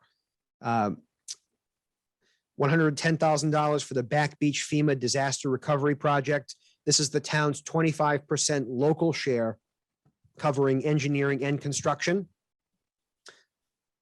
$75,000 for the Long Beach FEMA disaster recovery project for engineering and permitting only.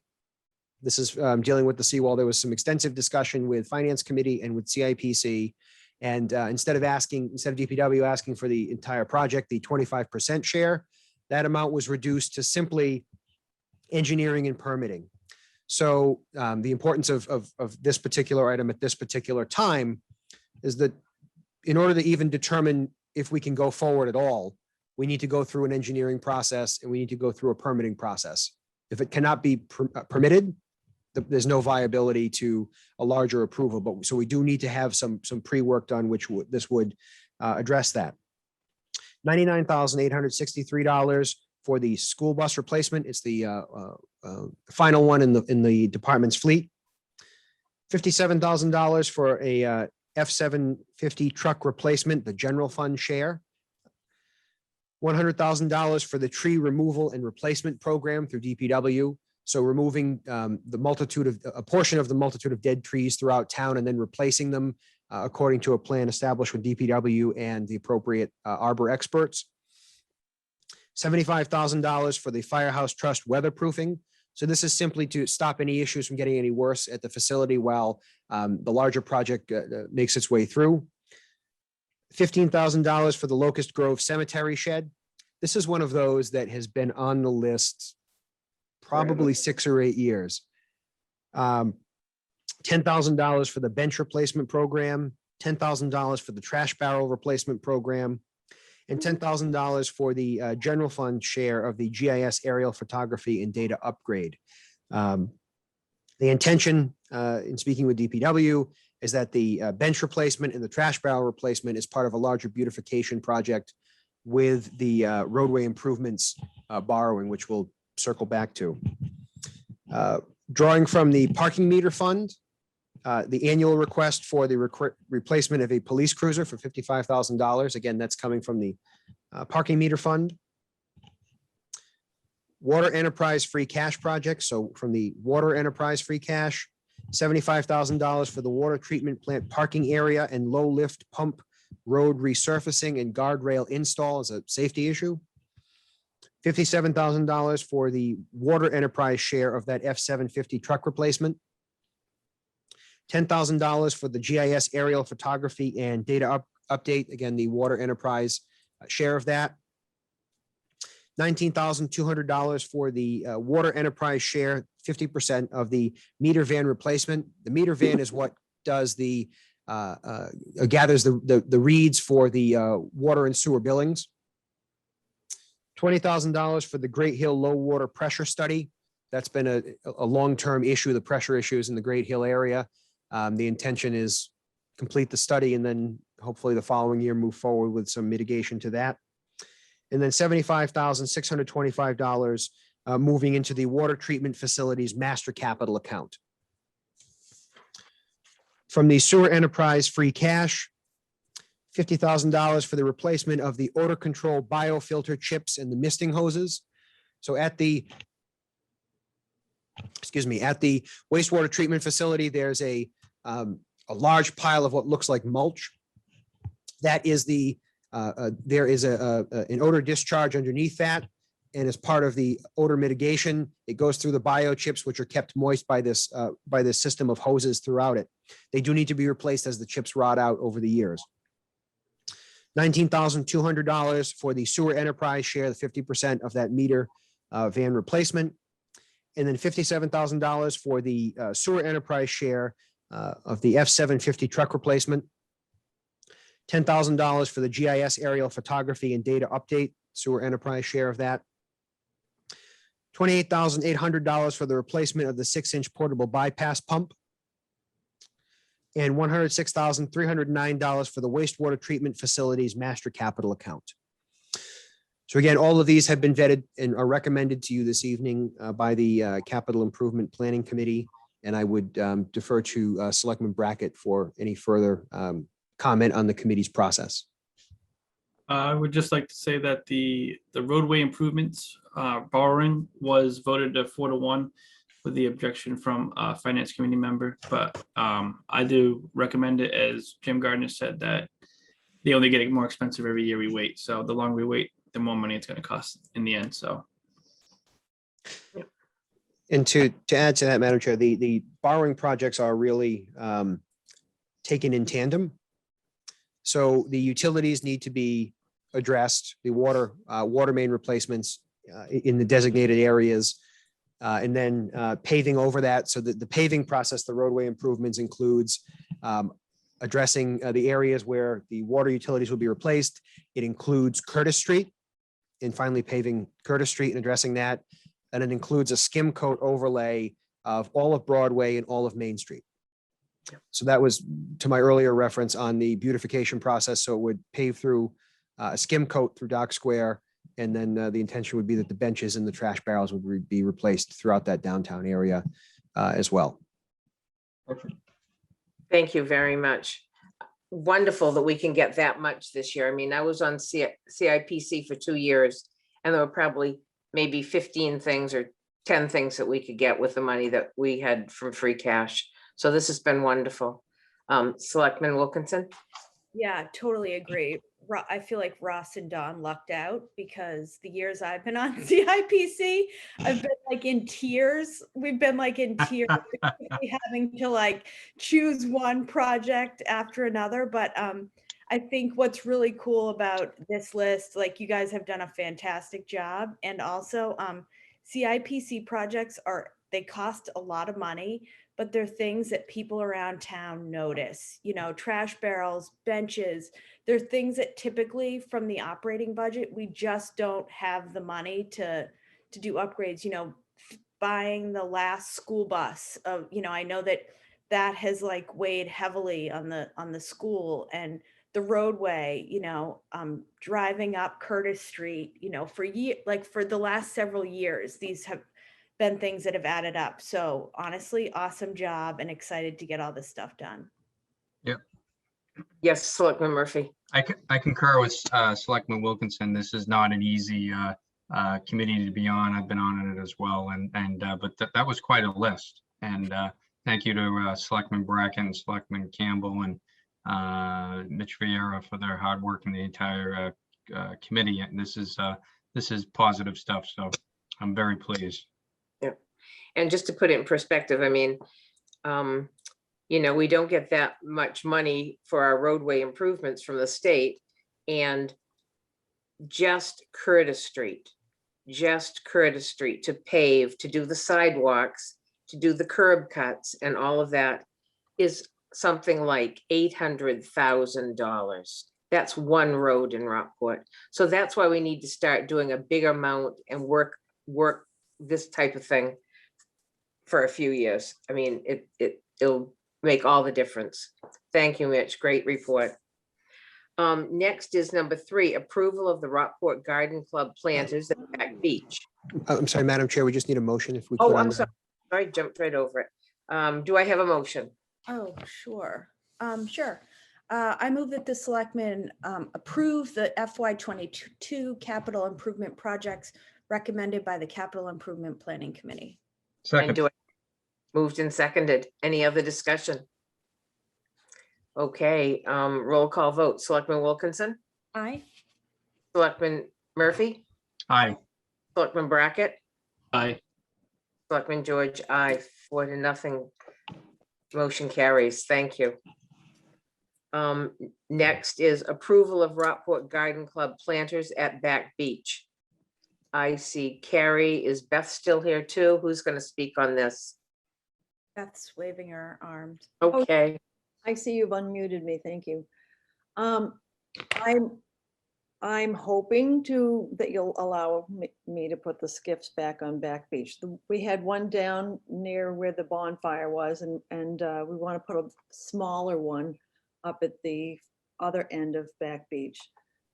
Everyone seemed to enjoy seeing them. There wasn't a time that I was out there watering that people didn't stop and talk to me about them.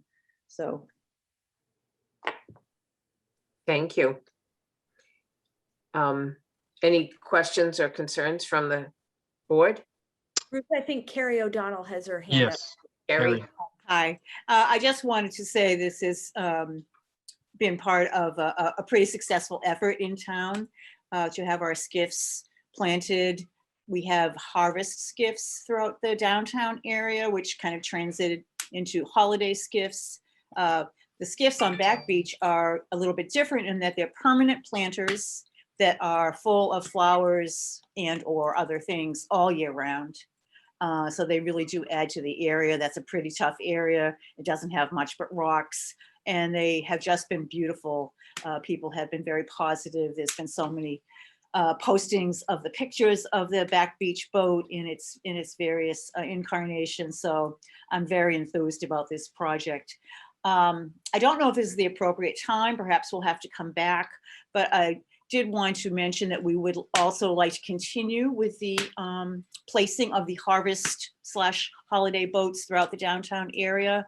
Last year, you granted us a permit from, I think it was October 15th through January 15th. I don't know if you can do that tonight or that we have to come back another time. You would you'll need to have come back for that. We'll Okay. have to for that. Tonight is just the planters at Back Beach. We won't be doing the other boats until fall, so. Okay, thanks, Carrie. Any questions from the Selectman Murphy? Thank you, Madam Chair. Thank you both for all your hard work. I really, I've loved all the committees, obviously, in the town of Rockport. And as Selectman Wilkinson often says, this town would not be able to survive without the volunteers. But the Garden Club just does a phenomenal job. And I know people who don't live in Rockport have commented how beautiful the flowers are in these public places like Five Corners, the Rockport Public Library, all around town. So thank you. I mean, it's valuable. It adds to the charm of this terrific community. So thank you for all your hard work. Yay. Thank you. Selectman Wilkinson. Yeah, I mean, I know I say this every time you guys are here, but I freaking love these. I don't know. I mean, I know the pandemic has gotten to all of us, right? And we are lucky to live in honestly one of the most beautiful places in the world. But, every morning, I get the kids started at school and I take my little ride before I start work, and they just like make my day. They're so Rockport, they're so tastefully done. I think that the poor volunteers who sometimes, don't recognize me and hear me yelling, like I just love them. But I will like always support these. Super cool. And I think it would be cool to expand and get something that people who have dinghies or, smaller boats like do on their property, because I just think it's awesome. So thanks for all of your hard work, because I have like the opposite of a green thumb, and the fact that you've come up with these and then can like create them and care for them is not lost on me. Thank you, Sarah. Any other We all questions? have our strengths, Sarah. Any other questions? Okay. Okay, thank you. Do I have a motion? I do, Madam Chair. I move that the board approve of the garden club's request of placing 2 flower dinghies at the back beach from April 1st, 2021 to January 15th, 2022. Do I have a moved and seconded? Any further discussion? I think they're beautiful. I love the fall ones with the pumpkins and the mums. Those are just beautiful. And now this year when you did the greens and they're just gorgeous all over town. Everything looks beautiful. I couldn't agree with you more. So roll call vote. Selectman Wilkinson, Aye. Selectman Murphy, Aye. Selectman Brackett, Aye. Selectman George, aye. Okay, go to it, Beth. Thank you. Okay, next is outdoor dining 2021. We have an update from Selectman Wilkinson.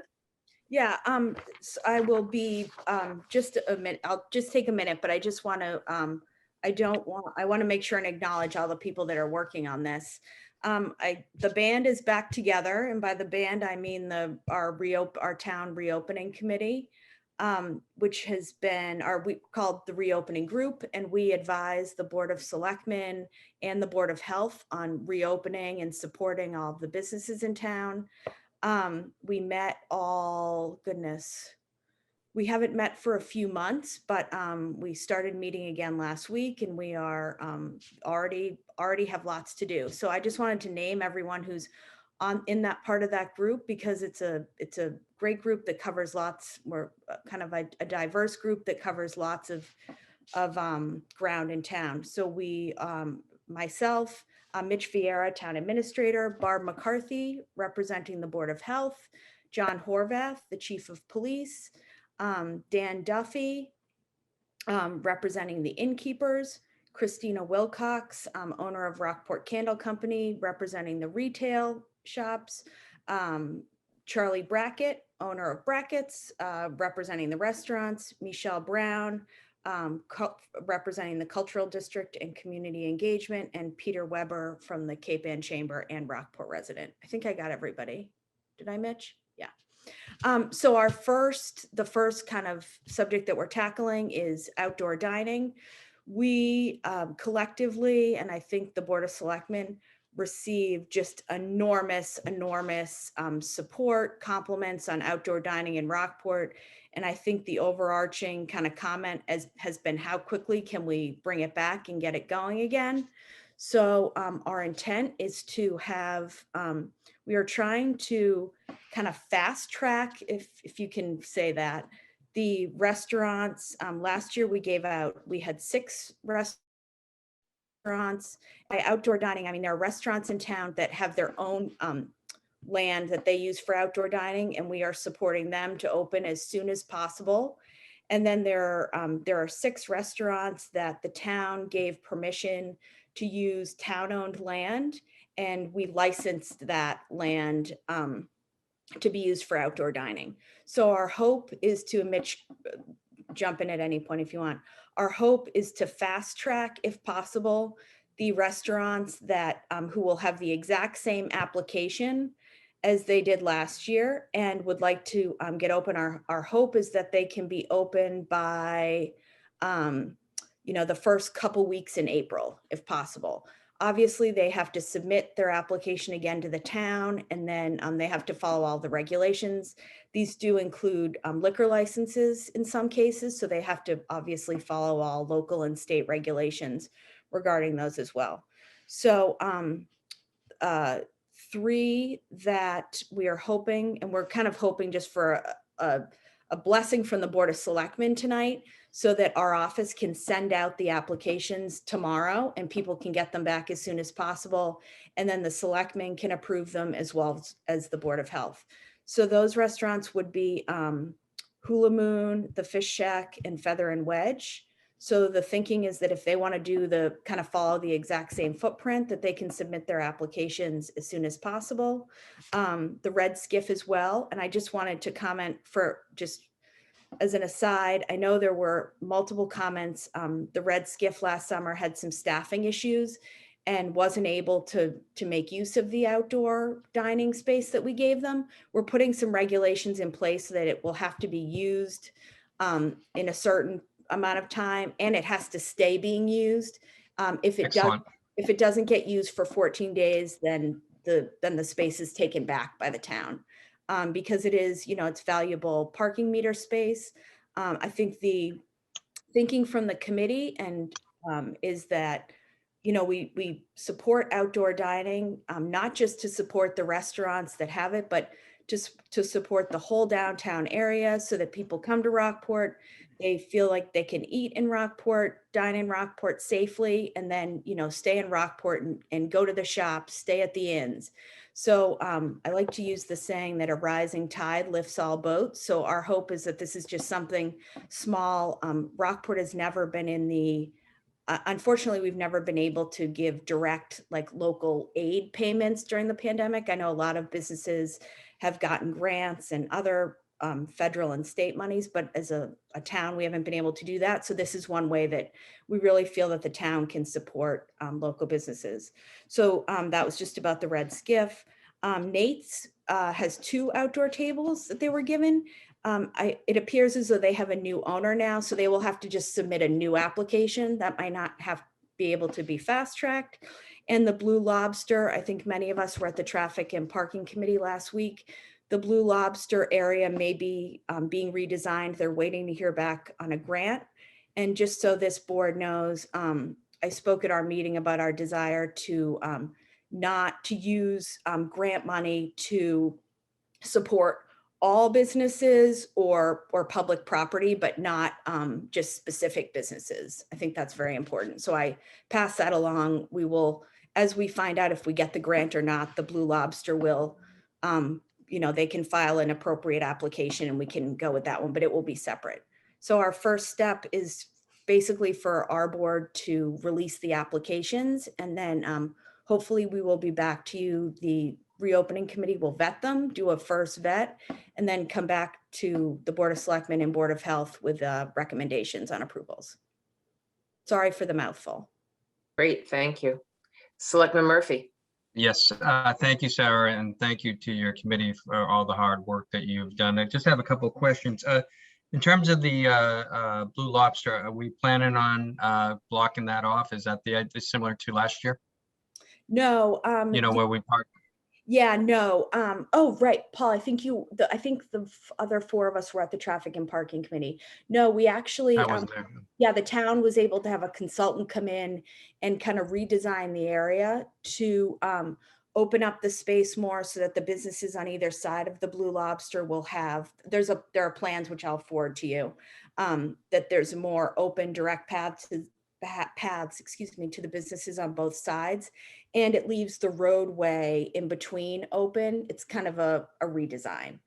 So if I'm coming down and I can take that right down to take the right down back again. Yes, it will be narrower, but you can drive through. And one of the comments was that the signage and it being blocked off was confusing. And it was something that we all knew, was a trial.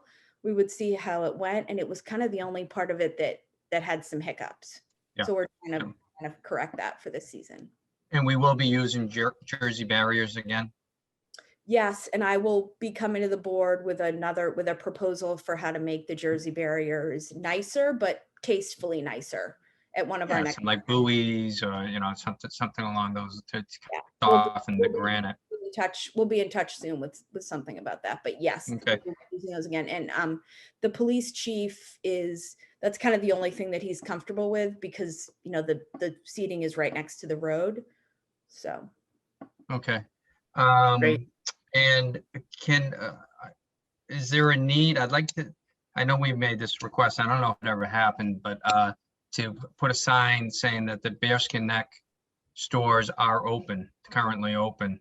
I mean, there was some concern that we didn't have that sign. Is there any talk about is there any need to do that? I don't, it looks like with the redesign that won't need to happen, but okay. I'll make sure that that's noted as well in case it is needed. Yeah, just to help all the the businesses down on Bearskin Neck in particular. So, no, that's good. This is, I think I heard a lot of wonderful comments about dining outside and, you know, in a pandemic, wasn't easy, but we got things done. And I suspect this coming year, as the vaccine, people get more vaccinated, and hopefully this pandemic is going in the right direction, that downtown will have a very successful summer. Yeah, one other note, and then I see Ross has his hand up too. You know, one comment is that people just want the restaurants open more. So we can't require restaurants to be open a certain amount, but we are going to do our best to kind of work with restaurants, and, you know, whether we kind of communicate with them so that they, if possible, can rotate days off, or, you know, kind of communicate out to people. But there's, you know, nothing worse than when people come to town, want to shop and spend the day here, and whatever day of the week it is, you know, they see empty outdoor seating and closed restaurants. So we're really doing our best. We're going to do our best this year and try to think of some creative ways to encourage the restaurants to be open as much as possible. I know that a lot of the retail stores reported record sales last year. I think that shopping local and shopping small was the thing to do. So we'd like to build off of that to support all of the downtown businesses. Excellent. And I'm sure Peter Weber is smiling right now with that comment. Yes, he is. Yes, Selectman Brackett. With the mention of signage, I do recall that the grant did include signage, grant money for signage and beautification of the area too, which is a positive. Excellent. Definitely. Yeah. Thank you. Great report, Sarah. Thank you very much. So is it Great job. Is it okay with the board if we release kind of the applications tomorrow to the ones who had already to kind of fast track the ones that got it last year? Yeah, I think please. absolutely. Yes. Great, thank you. Thank you. Next is Board of Selectmen and Town Administrator updates. Do you want to go first, Mitch? Certainly, Madam Chair. I want to draw your attention to the document in your packet. It is the updated FY22 budget. As you're aware, the budget is with the Finance Committee at this time, undergoing review. We did get our final health insurance number back. It came in at 2.03% for our increase, our renewal, which is excellent. It's far, far better than they were initially predicting. So this was a nice positive for us, which allowed us to work through some of the items that we needed to address in the budgeting process. So the board does have that as an FYI in your packets for each of you, the list and the areas that we have that we've looked to increase, and we're working our way through those with Finance Committee. The list was shared with them at their last meeting, and it's still going through vetting. We walked through each of them. So that's the general update on the budget. Again, if you have any questions, certainly please let me know, but the summary sheet is there for you, as well as the updated line by line breakdown. Selectman George will have some great news coming up on vaccinations that were done. And we are in the process of working with DCR.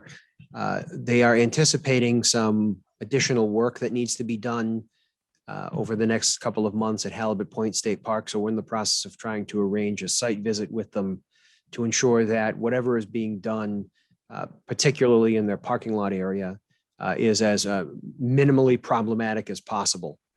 Timing is not great to be starting something now as we go into the nicer weather.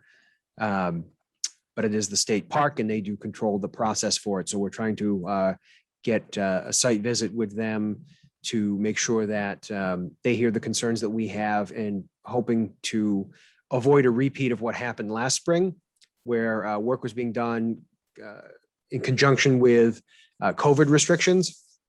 And we ended up with backups every weekend on to 127 for a couple of miles. So our goal is to avoid that problem. So we're working to see if we can secure a visit with them, as well as Senator Tarr, to make sure that we are properly heard as we move forward.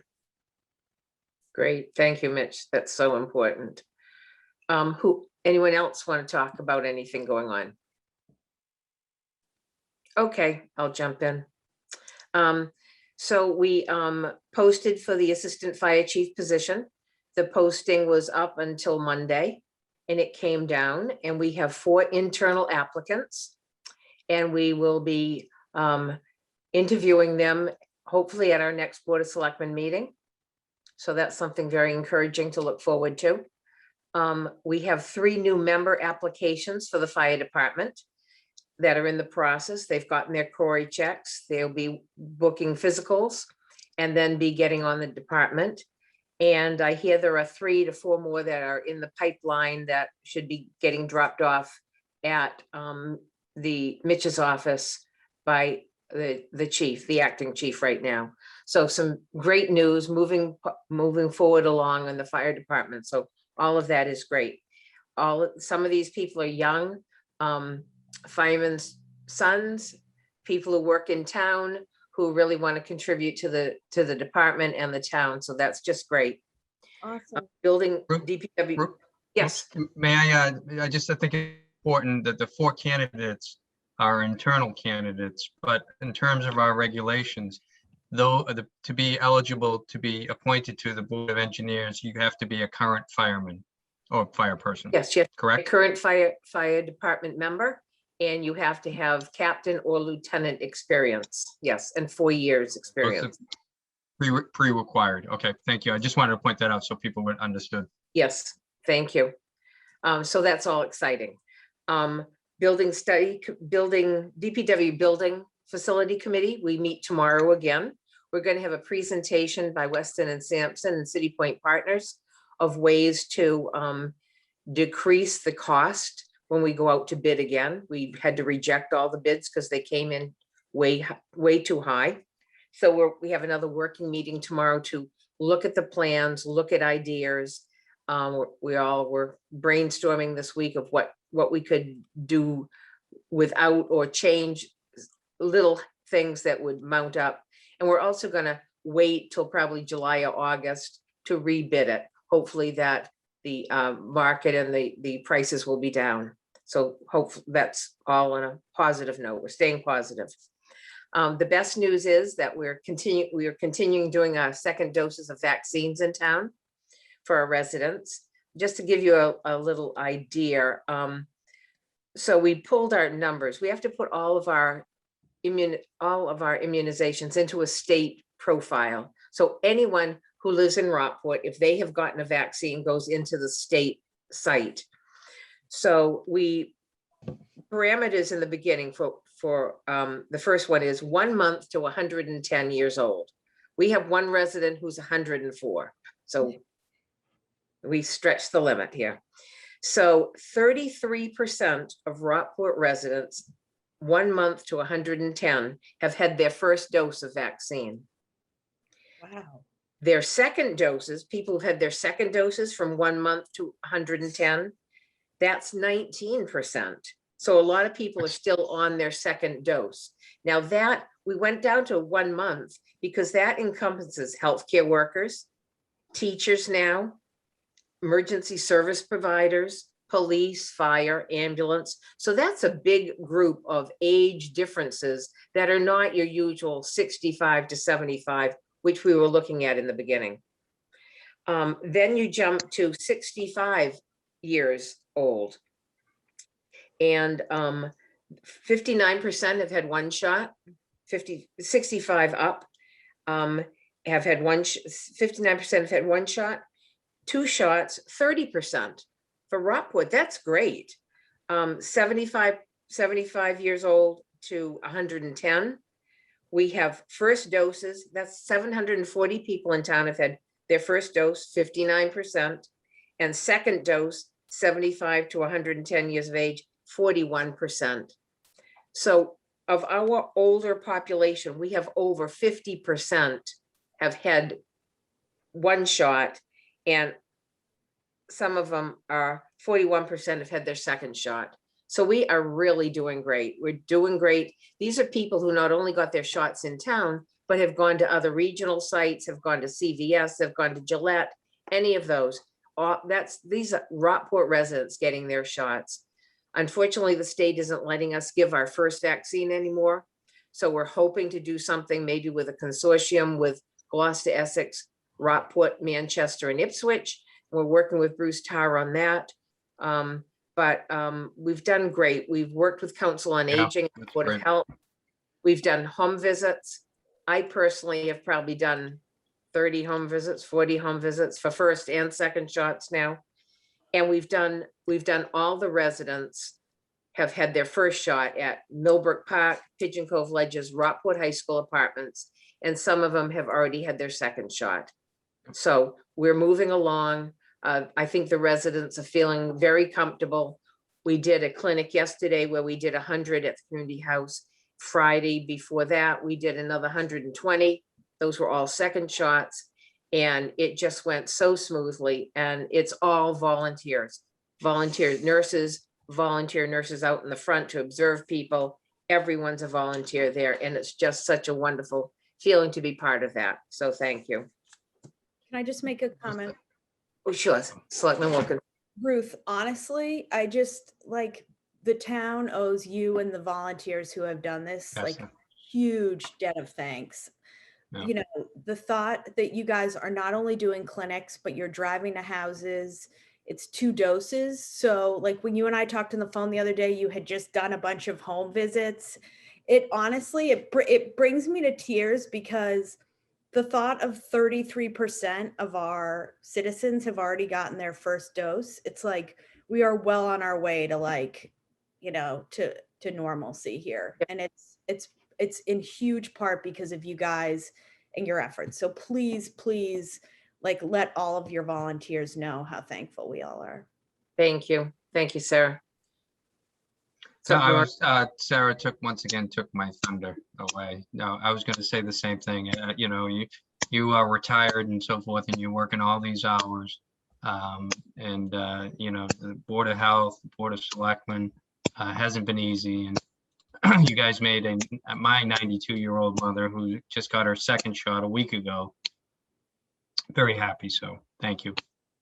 Well, it's very rewarding. I'm telling you, I've met some lovely people and no, it's just been, and they've been so excited. I mean, just so thrilled that they didn't have to go out, whether they were elderly, whether they were disabled somehow, just to go into their house and even at the clinics at the community house, just to see everyone.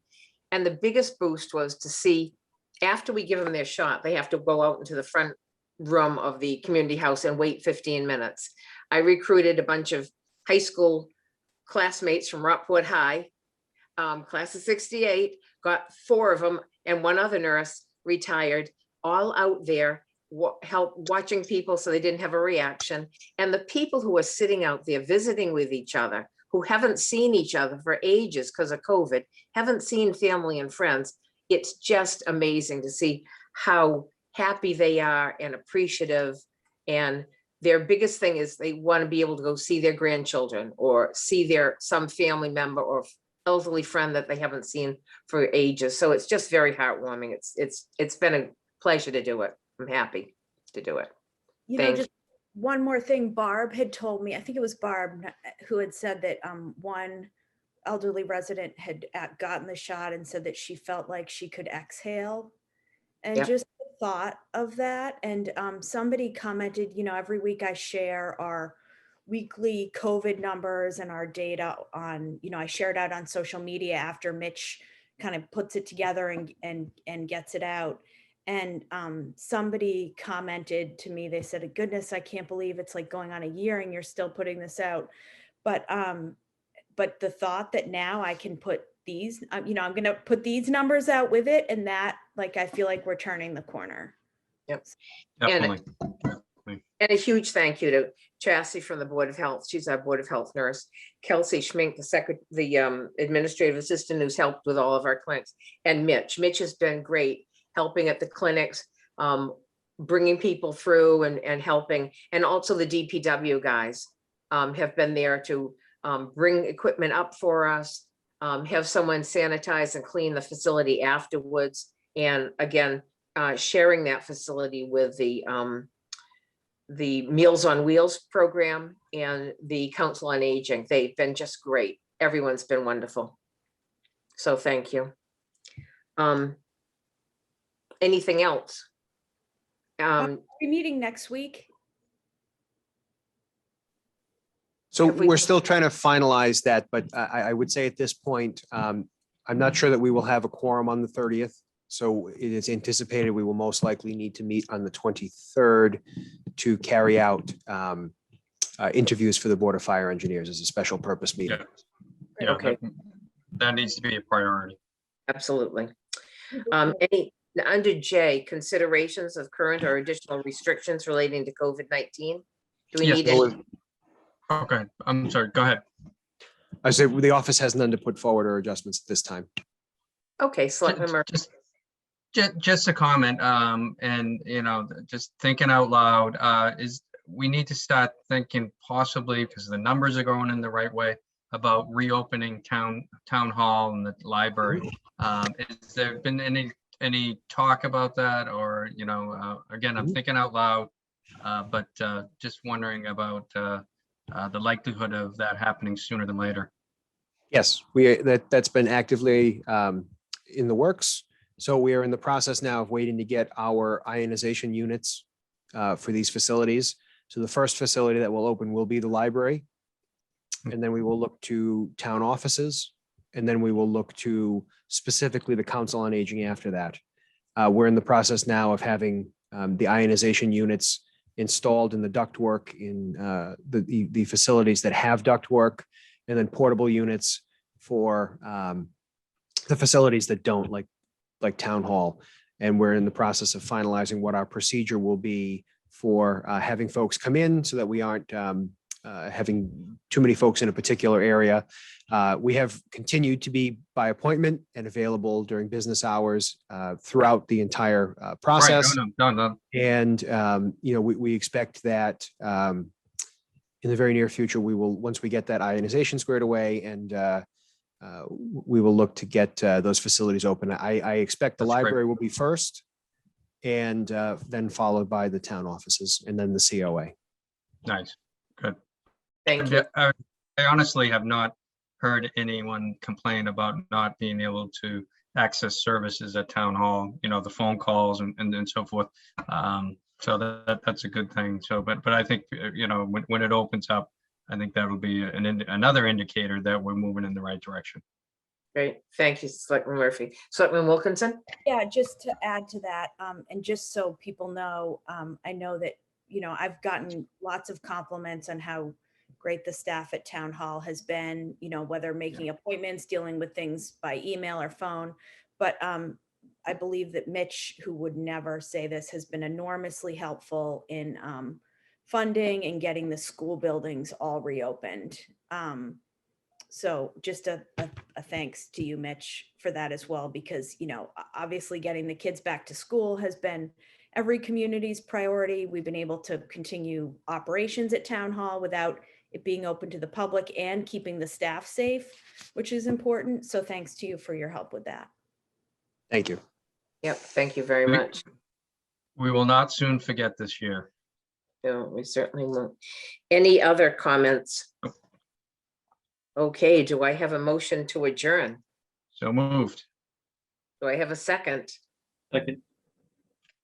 Okay, roll call vote. Selectman Wilkinson, Aye. Selectman Murphy, Aye. Selectman Brackett, Aye.